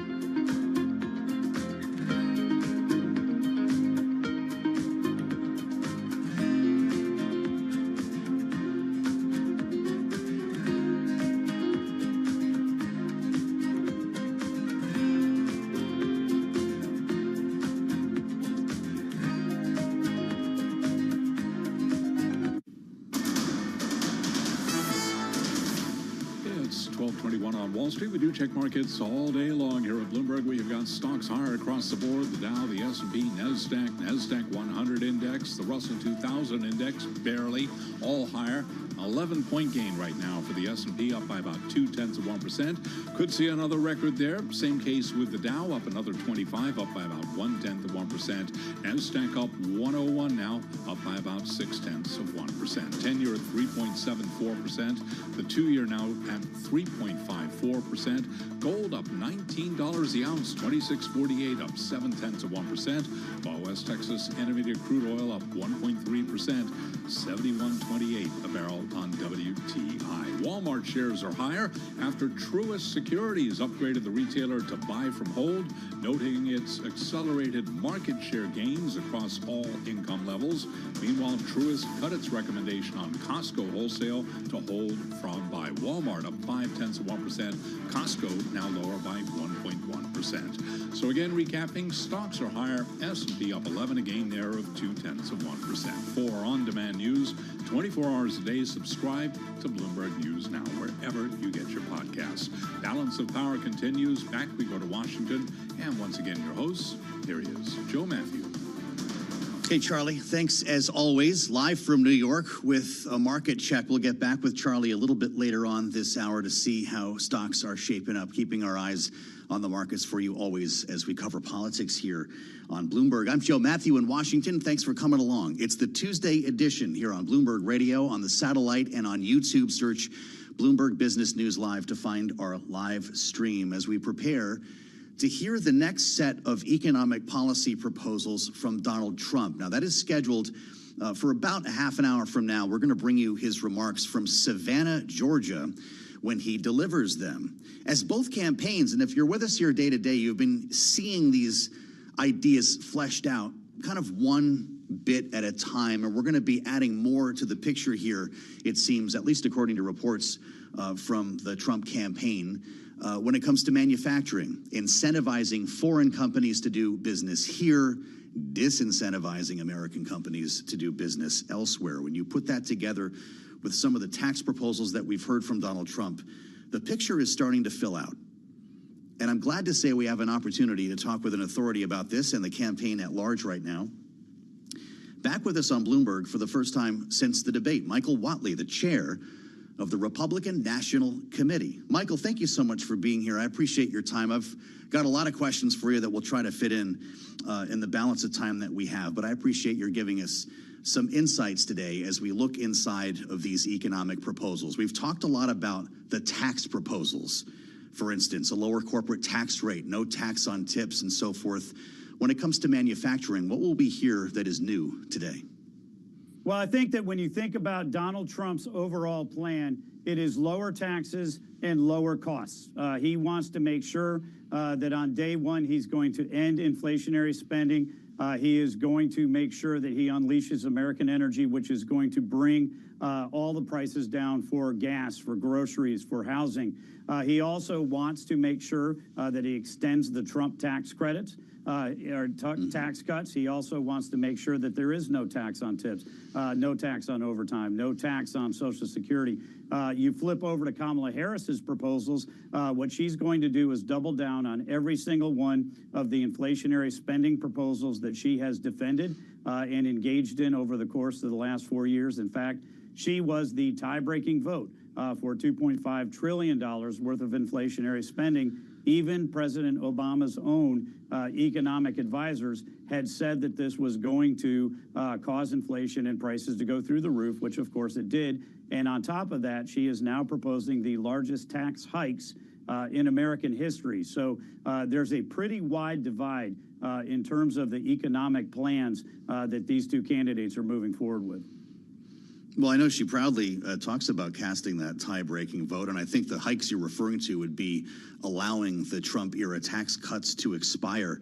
But I'd love to hear specifically about what the Trump campaign and the Republican Party are bringing forth today with reporting that is specific to manufacturing, that the campaign will lay out its pitch for foreign companies for why they should move their manufacturing operations here to the U.S. In that world, would they be spared the tariffs that Donald Trump has been proposing?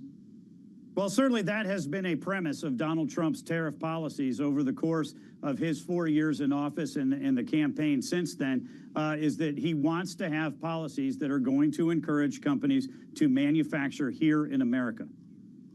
Mm-hmm. So that will be something new today that we'll hear about? I certainly think that you'll have a continuation of those conversations about how we're going to get manufacturers to manufacture here in the United States instead of offshoring those jobs. Because I understand that he's also looking at American companies, and the subject that we've been hearing the last 24 hours, the example is John Deere, Michael. Would American companies face tariffs on their goods if they move jobs or manufacturing outside of the U.S., the way we're hearing about John Deere? I mean, it's certainly what the president mentioned last night. And again, you just go back to the fundamentals of his approach to tariffs and his approach to domestic manufacturing. What he did over the course of his 4 years in office was pull every single lever that he could to try and incentivize manufacturing here in the United States to create those jobs here in America. Yeah, in the case of a company like Deere that already has operations in South America and in Europe, would you just start tariffing them now? I think we would have to wait and see how that gets fleshed out, and we'll wait and see what John Deere does. Well, with the job market as tight as it is, I'm compelled by this idea of foreign companies bringing manufacturing hubs here to the U.S. Would we have to import workers? Would that be part of the conversation to loosen the reins, for instance, on legal immigration to fill those jobs? I think that we have people here in America who would like those higher paid manufacturing jobs. We've got a number of people who have been laid off of jobs, who have moved out of jobs, who are taking lower paying jobs, people who are having to have 2 or even 3 jobs to be able to get by. The manufacturing, which was the bedrock of the American economy, is really something that President Trump has worked very hard over the course of his tenure to make sure that he's bringing into the U.S. And I think that we would have a workforce that would welcome those opportunities. I want to ask you specifically about taxes, as the former president has proposed, as I mentioned, to cut the corporate tax rate. We mentioned eliminating tax on tips. We can add eliminating tax on overtime and Social Security. Also restoring the SALT tax deduction, I think, was the most recent addition here. Now, this is, Michael, where I'm supposed to ask you about these moves increasing the deficit and inflation, and you've had this conversation. I'd rather ask you, what don't economists we're talking with here on Bloomberg, or groups like the Committee for Responsible Federal Budget, understand? What don't they get about Donald Trump's approach to tariffs and the deficit? What we can say is that during his tenure, his first 4 years in office, that the economic policies that he put in place drove the American economy into a much stronger position. We had more people in the workforce than ever before. We had a lower unemployment rate for women, for blacks, for Hispanics, across every different sector, and we had a very, very strong economy. That is the Trump economy. That's what we need to get back to. Okay. So they're wrong, though, right, Michael? I mean, we hear about them every day here on the air. It sounds like you think they're wrong. What we saw under Donald Trump's 4 years in office was a very strong, robust policy that was built on these bedrock principles. I want to ask you about fundraising, and this I know hits close to home for you as the chair of the RNC. There's reporting today that Donald Trump has yet to appear at a major fundraising event for the NRCC.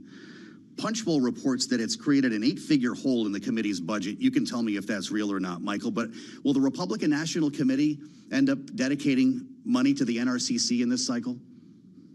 What I will say is we work very closely with our friends over at the NRCC as well as the NRSC, which is the Senate committee, and we are going to have enough resources in this campaign to make sure that we get our message out to every American voter in all of our battleground states. We are in a fantastic position not only to win the election for the presidency, but to expand our majority in the House and be able to flip the Senate.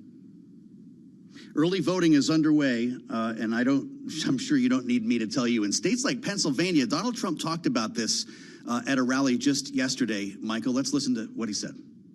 We're here today because early voting begins in Pennsylvania over the next 2 weeks, and we need each and every one of you to go out. Just don't take anything for granted. We have to win Pennsylvania.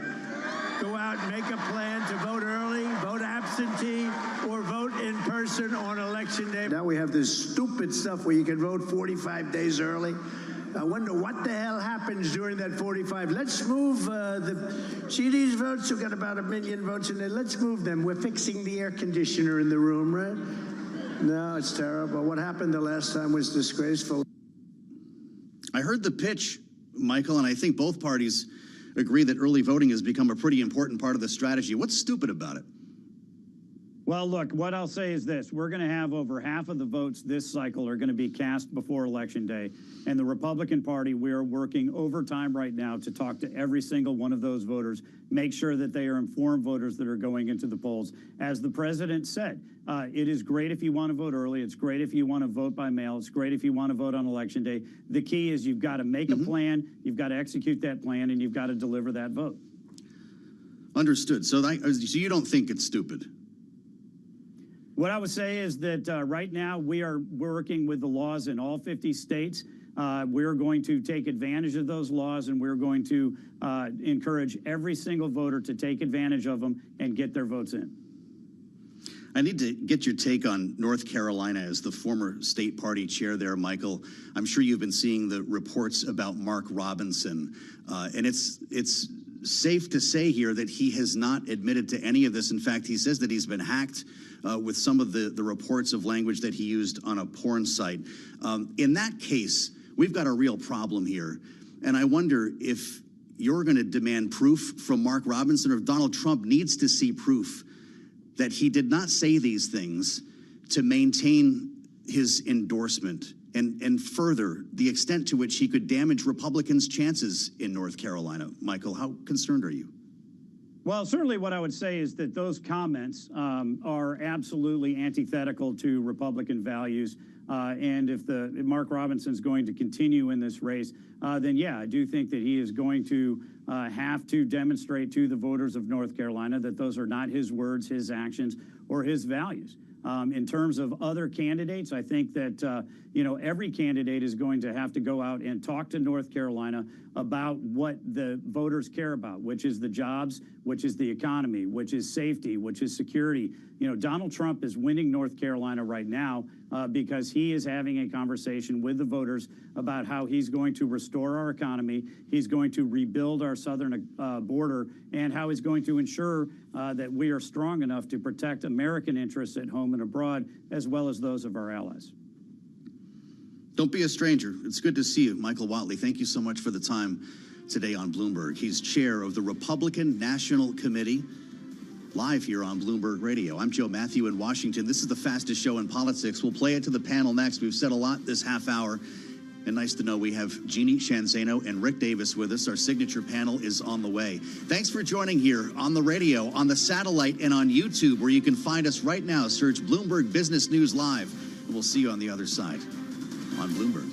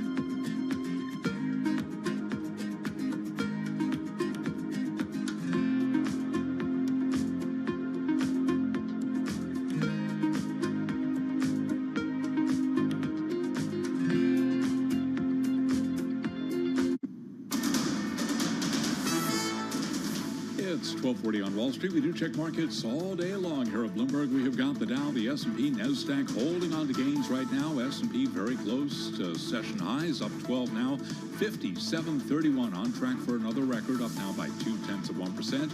Stocks did erase losses earlier in the session after consumer confidence unexpectedly fell the most in 3 years. The Dow up 27, now up 0.1%. NASDAQ up 101, higher by 0.6%. 10-year 3.74% with a 2-year yield 3.54%. Gold is surging $24 the ounce to $26.52, up 0.9%. And big gains for crude, up 1.4%. West Texas Intermediate crude 71.37 a barrel. Confidence in America's economy is taking a turn for the worse in the final stretch of this year's presidential race. With that story, here's Bloomberg's Vinny Del-Giudice. The Conference Board reports its Consumer Confidence Index posted the largest drop in 3 years in September. Americans are taking a dimmer view of the labor market and the general state of the U.S. economy. The cost of living has also been an issue. At 98.7, this month's Consumer Confidence Index is well below pre-pandemic levels. The share of consumers saying jobs are plentiful dropped for a 7th month. Unemployment is the highest since the late stages of the pandemic. Vinny Del-Giudice, Bloomberg Radio. Blackstone and Vista Equity Partners have agreed to acquire software provider Smartsheet for about $8.4 billion in one of the year's largest take-private deals. Shares of Smartsheet up now by 6.5%. Blackstone trading higher by 0.1%.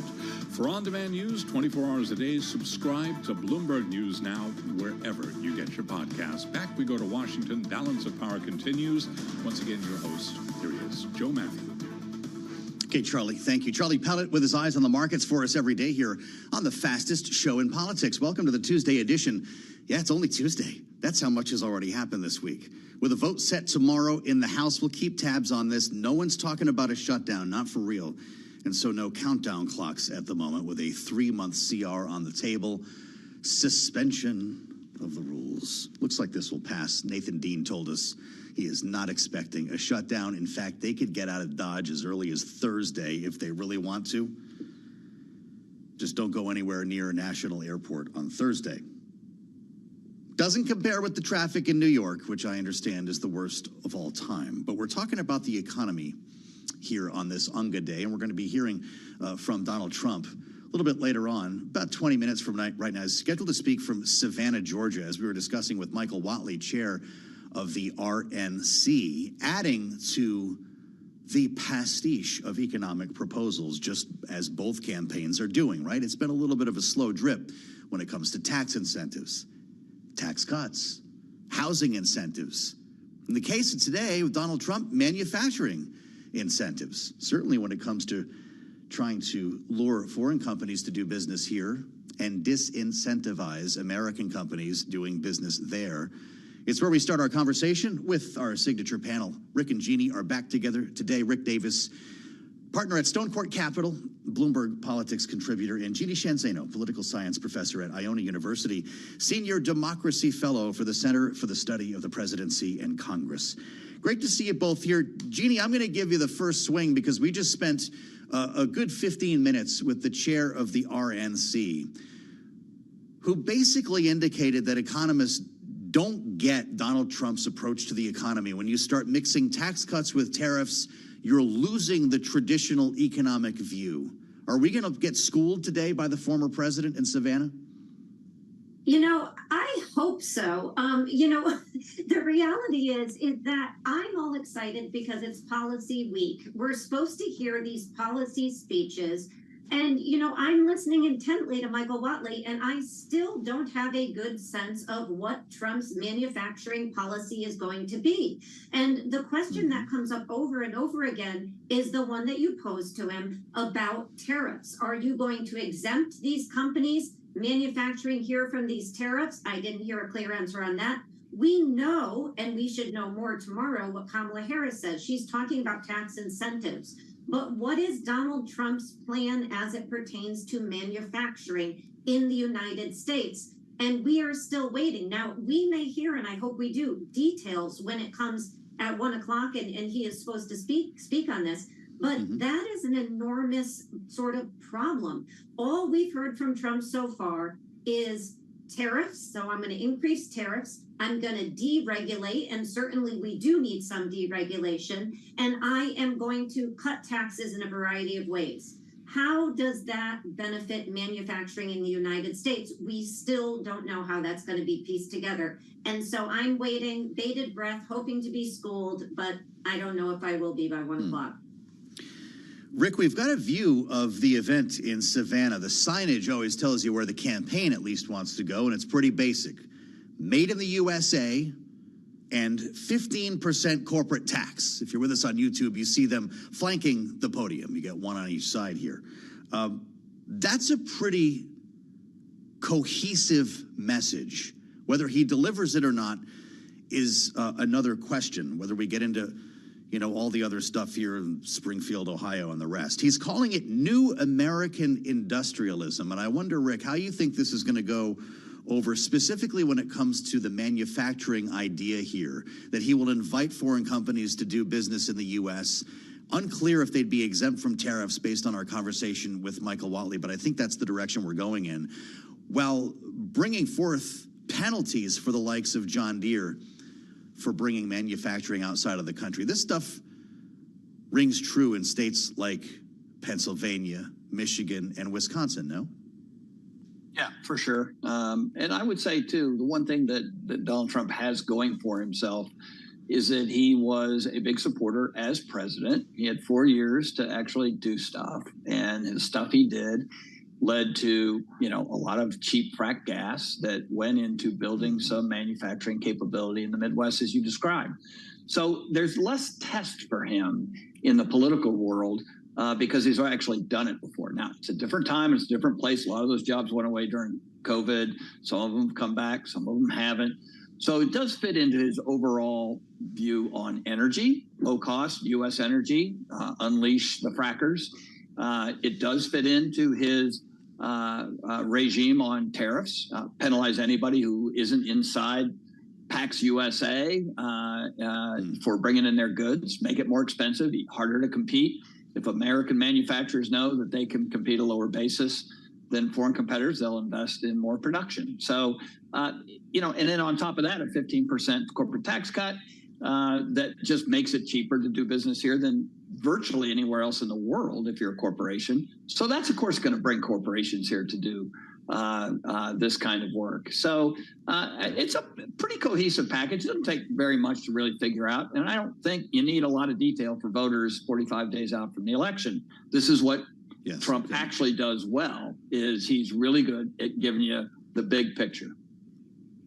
There you go. With the fine print becomes a little bit more of a challenge, Jeannie. I was asking Michael Watley about the inflationary impact of the tax and tariff proposals, inflationary and deficit increasing, and asked him if the economists were simply wrong on this. I'm not an economist. Tell me they're wrong. He wouldn't do that, but he did point back, as Rick suggests, to the first Trump administration and the growth that was seen in those 4 years. Is that a good enough answer?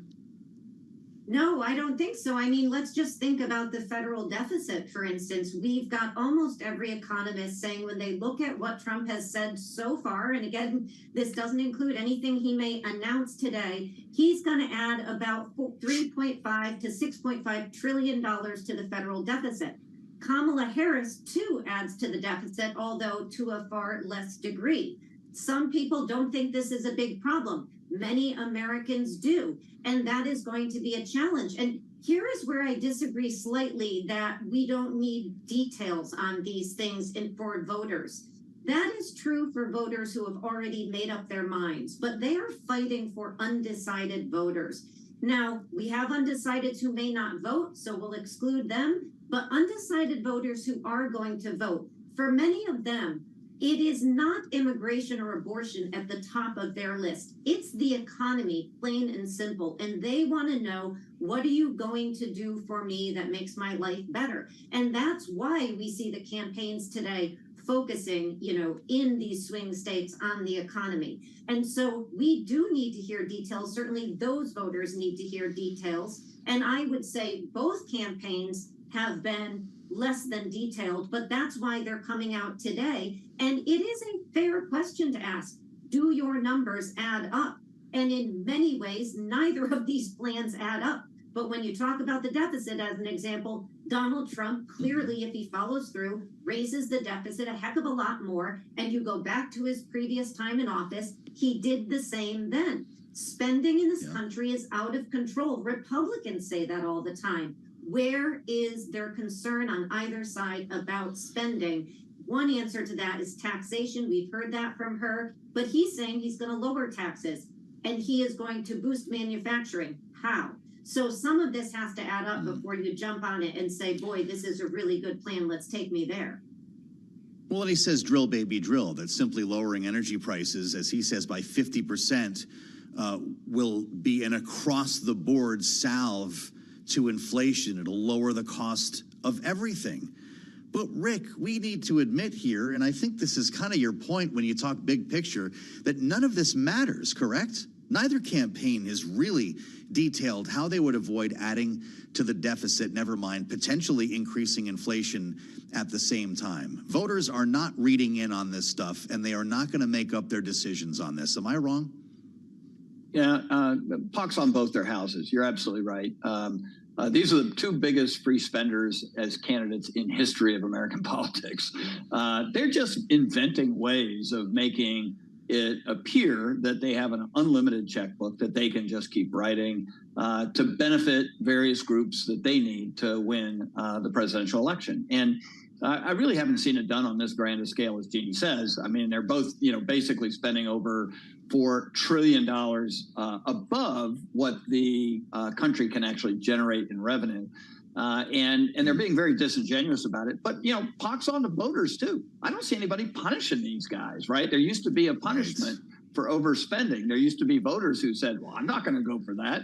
But they seem to be giving them a break. And maybe Jeannie's right. Maybe there's a couple thousand in Michigan who are still not made up their mind, who are like sitting there going, wow, if I had more details about the inflationary effects of tariffs, I could make a more informed decision. But they're not going to get it. So make your mind up, go vote early, and shut up. Wow. This is the most honest conversation you're going to hear about this all day. I have to be honest. The take from Erica York at the Tax Foundation said it all, Jeannie. This was out of the Washington Post this morning. Principles of sound tax policy, economics, that is no longer in the driver's seat. Politics is in the driver's seat. That's why we're seeing carve-outs and things that sound good on the campaign trail. Is that not true? It's 1,000% true. It is the Oprahization of politics. You get this, you get this, you get this. Don't worry about how we're going to pay for that. Don't worry your pretty little head about that. We'll take care of it later. But it is not enough, at least from my perspective, for anyone to say that this doesn't matter because voters don't think about it.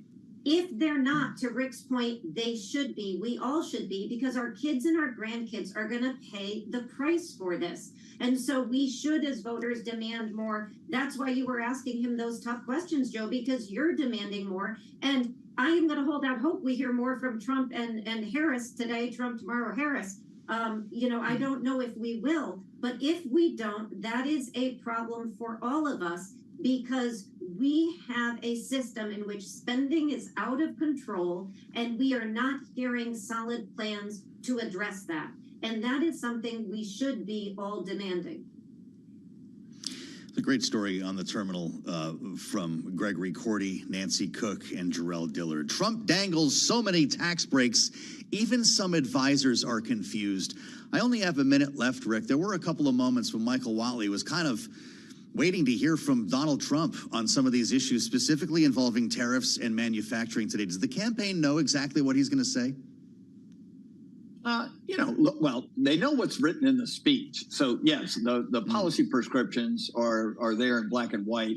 And there's a reason they don't actually circulate his speeches in advance, because they actually don't know what he's going to say. He may leave it all out and start talking about, no taxes on tips and things like that he kind of likes because he sounds good. But, I don't know if we know what's going to come out of this, but it will be finance heavy, less on strategic industries that need to be supported and things like that.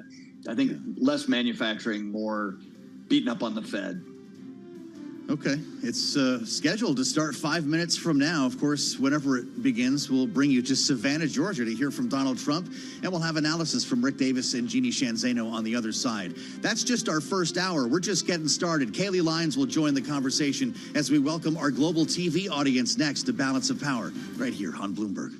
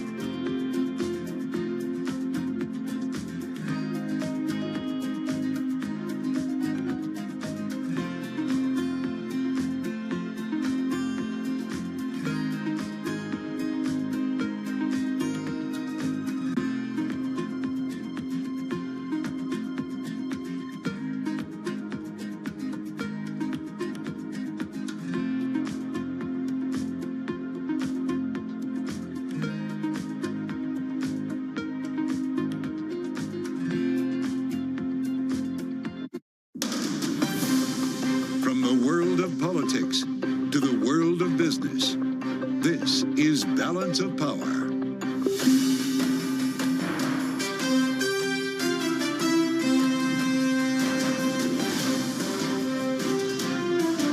Live from Washington, D.C.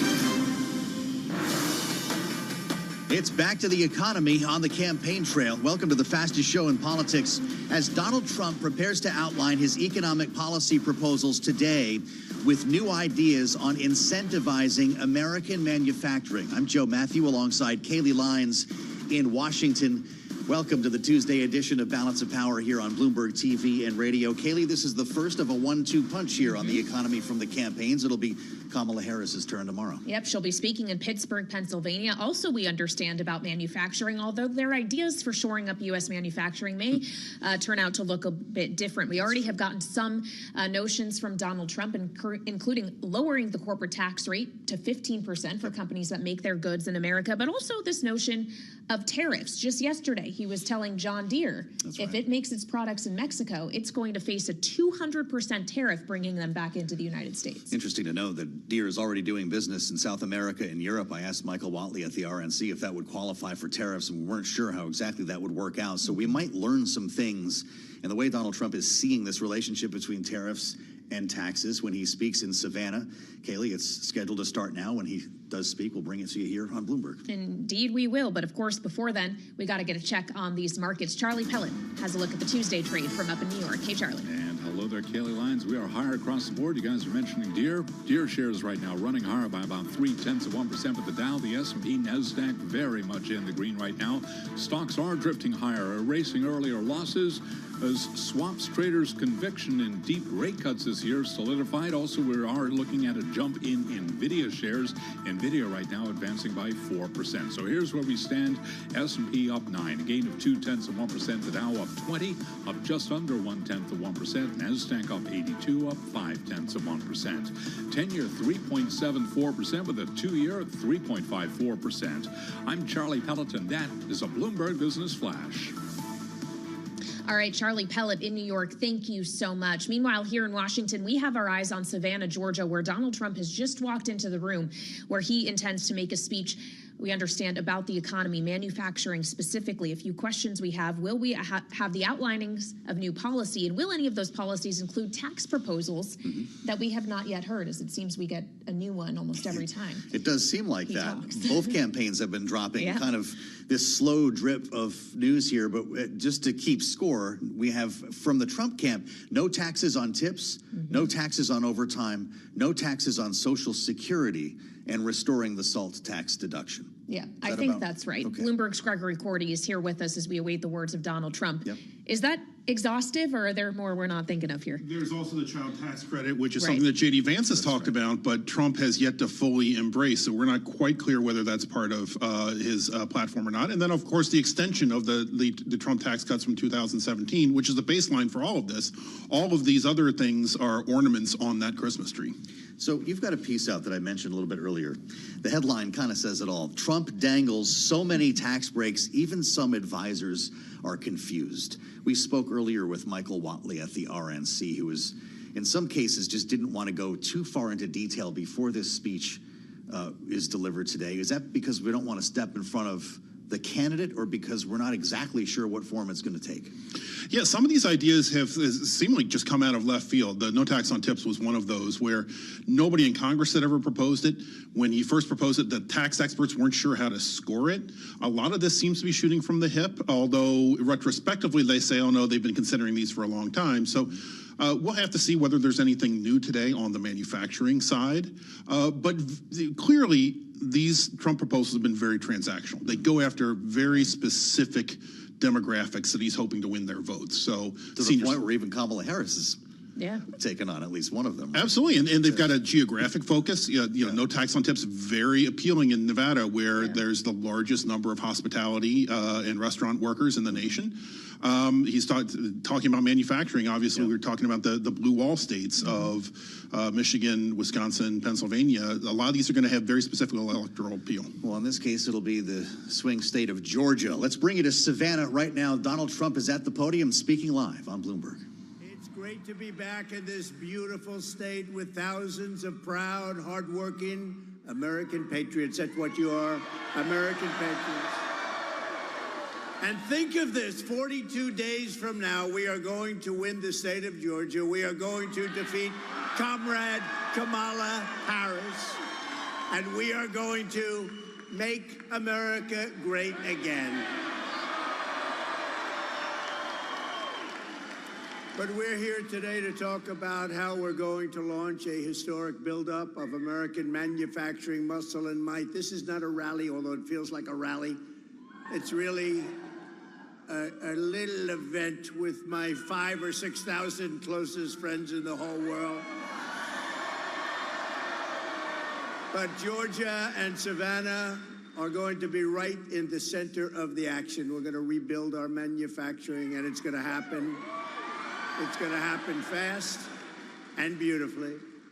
For years, Americans have watched as our country was stripped of jobs and wealth, and our companies were sold off to foreign countries. You've been watching, and it's been a horror show. I've been watching for many years, and we had it stemmed. And then all of a sudden, bad things happened. Bad things happened. But boy, I'll tell you, we had it stemmed. If we would have had 4 more years, everything, this would be such a different country right now. We would have had no inflation. You wouldn't have Russia attacking Ukraine. You wouldn't have had October 7th with Israel. The Middle East is blowing up. We could be very close to World War III with these characters that don't have any idea what they're doing. But what a shame. In Afghanistan, what a disaster. That was the most embarrassing day in the history of our country, I believe. But GE appliances were sold to the Chinese. IBM computers were again sold to China. Under Kamala Harris, U.S. Steel is now being sold to Japan. I will stop it. We got to do fast. We got to work fast, but we're not going to let it happen. We're not going to let U.S. Steel. 70 years ago, the greatest company on earth, U.S. Steel. Now it's going to be sold off like it was nothing. We're not going to let that happen. We'll build it up. We'll make it strong, but we're not going to let that happen. But with the vision I'm outlining today, not only will we stop our businesses from leaving for foreign lands, but under my leadership, we're going to take other countries' jobs. Did you ever hear that expression before? Have you ever heard that we're going to take other countries' jobs? It's never been stated before. We're going to take their factories, and we had it really rocking 4 years ago. We're going to bring thousands and thousands of businesses and trillions of dollars in wealth back to the good old USA. That's what we're going to be doing it, and doing it fast. And under my plan, American workers will no longer be worried about losing your jobs to foreign nations. Instead, foreign nations will be worried about losing their jobs to America. Going to bring them back. And it won't even be difficult. Your only worry will be deciding which job to take. There will be plenty of them. That will be your biggest problem. Darling, which company should I go with? We're going to bring them back, and we're going to bring them back at levels not to be believed, but you'll believe it. In about 2 years from now, you're going to say, wow, that happened fast. You're going to have so many companies wanting to come in because this is where the money is. It won't be if we keep running it like we have for the last 4 years. But this is what they want. This is what they want, and you'll hear the plan. I want German car companies to become American car companies. I want them to build their plants here. I want to beat China in electronics production, and we'll be able to do that easily. We have the greatest genius, the greatest minds here, and then we end up building them in different places. A lot of that's really stupid tax policy. I want GE, IBM, and every other manufacturer that left us to be filled with regret and come sprinting back to our shores, and they will. So as your president, here is the deal that I will be offering to every major company and manufacturer on earth. I will give you the lowest taxes, the lowest energy costs, the lowest regulatory burden, and free access to the best and biggest market on the planet, but only if you make your product here in America. It all goes away if you don't make your product here, and hire American workers for the job. If you don't make your product here, then you will have to pay a tariff, a very substantial tariff, when you send your product into the United States. And by the way, you know, for years they knocked the word tariff, properly used, is a beautiful word. One of the most beautiful words I've ever heard. It's music to my ears. A lot of bad people didn't like that word, but now they're finding out I was right. And we will take in hundreds of billions of dollars into our treasury and use that money to benefit the American citizens. And it will not cause inflation, by the way. And you know, I took in from China hundreds of billions of dollars in taxes and tariffs, and I had no inflation. We didn't have any inflation, 1.2%. We had essentially no inflation. Now, you've had, over the last 4 years, you've had the highest inflation, I think, in the history of our country. Somebody said, no, sir, it's only 58 years. Well, that's pretty bad, too. I think it's really in the history of our country. This is the policy that built America, and this is the policy that is going to save America. It's going to save us, because we have gone so far down in so many different ways. Not to mention the border, not to mention 21 million people pouring in from places unknown, totally unvetted. But like I've always called it, because it's a very beautiful and simple term, it's called America First. We're putting America first.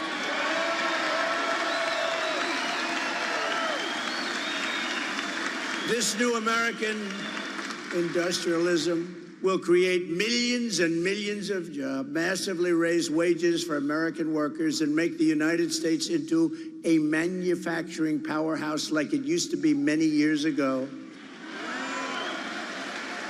We will be able to build ships again. We will be able to build airplanes at a much higher level again. We will become the world leader in robotics and every other field. The U.S. auto industry, which has been decimated over many, many decades, will once again be the envy of the planet. We're not going to accept all of these cars. They come in from every country, and it knocks out. You know, I was up in Michigan. We're doing very well in Michigan. By the way, we're doing very well in Georgia. We're leading by quite a bit.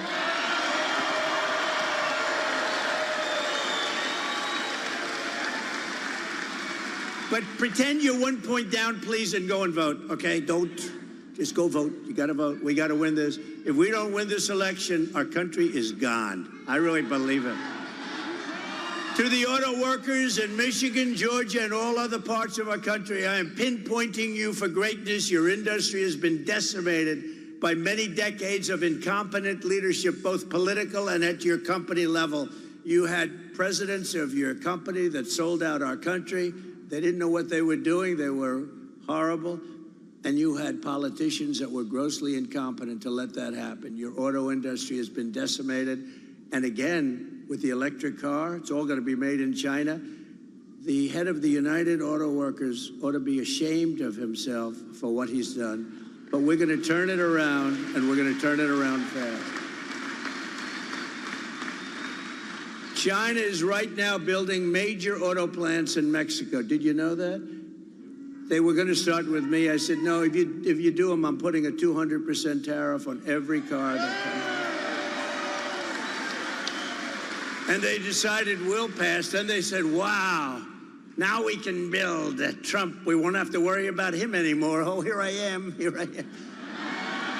Here I am. We're leading in the polls. We're leading by a lot. We're leading by a lot. They said, oh, we don't have to worry about him. No, they have to worry about me. That's why they don't like me. You know, they used to like Obama. They used to like... They like Biden. You know why? Because they got away with murder. That's why they like Biden. They love Biden. Why would you like Biden except that you took advantage of him? They took advantage of him. And they think they're going to sell their cars into the United States and destroy Michigan and South Carolina and North Carolina and Georgia and all of the places that make autos. Not going to happen. We will put a 100% tariff on every single car coming across the Mexican border. And tell them the only way they'll get rid of that tariff is if they want to build a plant right here in the United States with you people operating that plant. We want American citizens, and we want their plants built here, not 2 feet over the border and selling them into our country. We're not doing that. We don't do that anymore. A friend of mine does auto plants. He builds auto plants. That's what he's great at. He's great, the biggest in the world. And I said, I want to see a plant. Pretty recently ago, I want to see a plant. Where would we go? I said, would we go to Detroit? Someplace in Michigan, ideally. He says, no, you can't go there, sir. They're not. We'll have to go to Mexico. The big ones are being built in Mexico. I said, why is that? He said, well, they have a lot of tax reasons, and China's coming in big, and they think they're going to make their car and sell it in tax-free into the United States.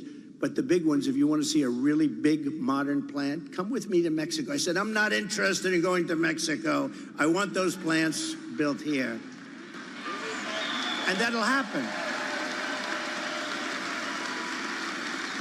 In fact, when they learn about the 100 or 200% tariff, you know, they'll probably say, yeah, let's stop construction immediately. You'll see a big difference. I will bring automobile manufacturing back to the highest level in the history of our country. You know, it used to be we were the only place, and then it just got chipped away, mostly by China and Japan. And all of a sudden, we were down more than 55% from where we were years ago. But it'll be like it was 50 years ago, and these jobs, they'll become roaring back, and we're going to be making autos at a level that you've never seen before. We'll be making cars bigger, better, more beautiful, stronger, and faster than ever before. Billions of people around the globe will soon be buying products proudly stamped, made in the USA.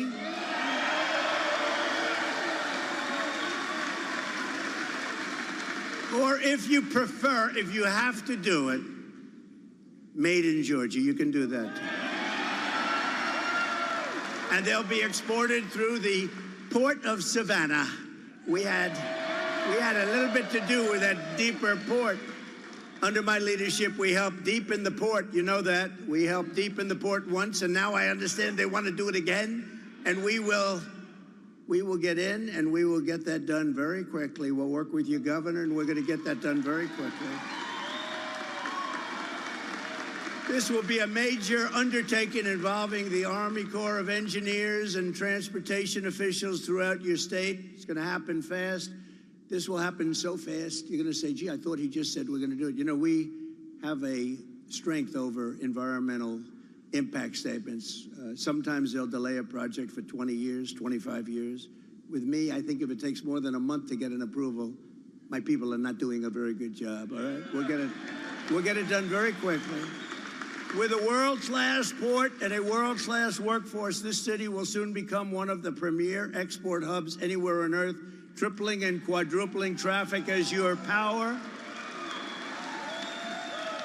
will lead an American manufacturing boom. We're going to have a manufacturing boom, and a lot of it's just taxation policy, tariff policy. They're going to come roaring back. When they have to pay tariffs to come in, but they have incentive to build here, they're going to come roaring back. It's not muscle. It's all right there. That's a muscle too, they say. By contrast, listen to the deal, Kamala Harris. Have you heard of her? You know, I had the first debate, and after that, Biden was down 21 points. And they went to him and they said, you're going to lose, you can't win, you're out. This is a coup, by the way.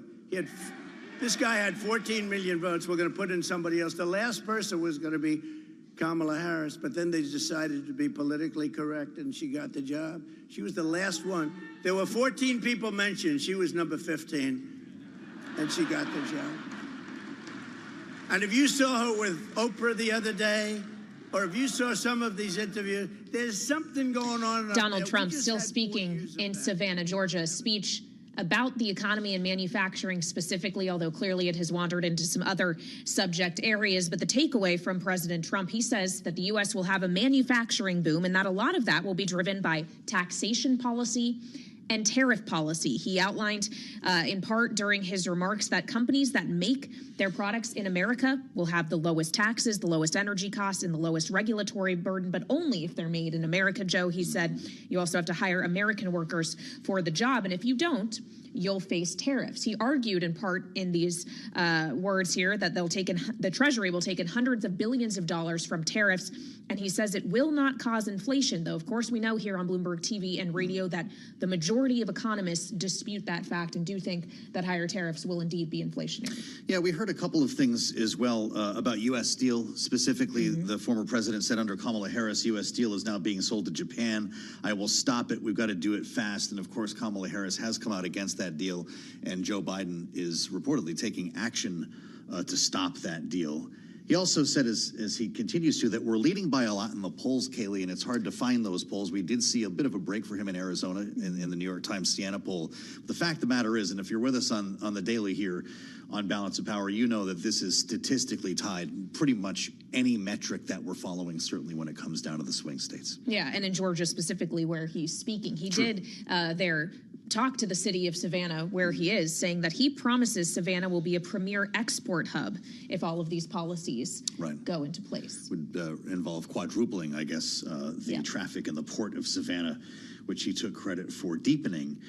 We wanted to bring you in the room for this because there were a few additional contours, specifically when it came to dealing with foreign companies working here in the U.S. and American companies doing work overseas, getting back again to tariffs, Kaylee. And tomorrow we're going to bring you likely an address that is scheduled. We're not sure what time it'll happen yet, by Kamala Harris as she rounds out her economic proposals in a separate address in Pittsburgh. We'll be able to contrast these two with hopefully the likes of someone like Kitty Richards, who is with us right now. This is our opportunity to take a dive on what we just heard with an expert, senior strategic advisor, the Groundwork Collaborative Economic Policy Advisor, formerly to President Joe Biden. So, Kitty, welcome back to the table. It's great to see you.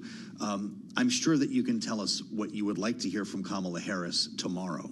What did you think of what you heard from Donald Trump today? I think that we heard more of the same thing that we've been hearing for 5 or 6 years now. And luckily, we can roll back the tape and see how things worked out.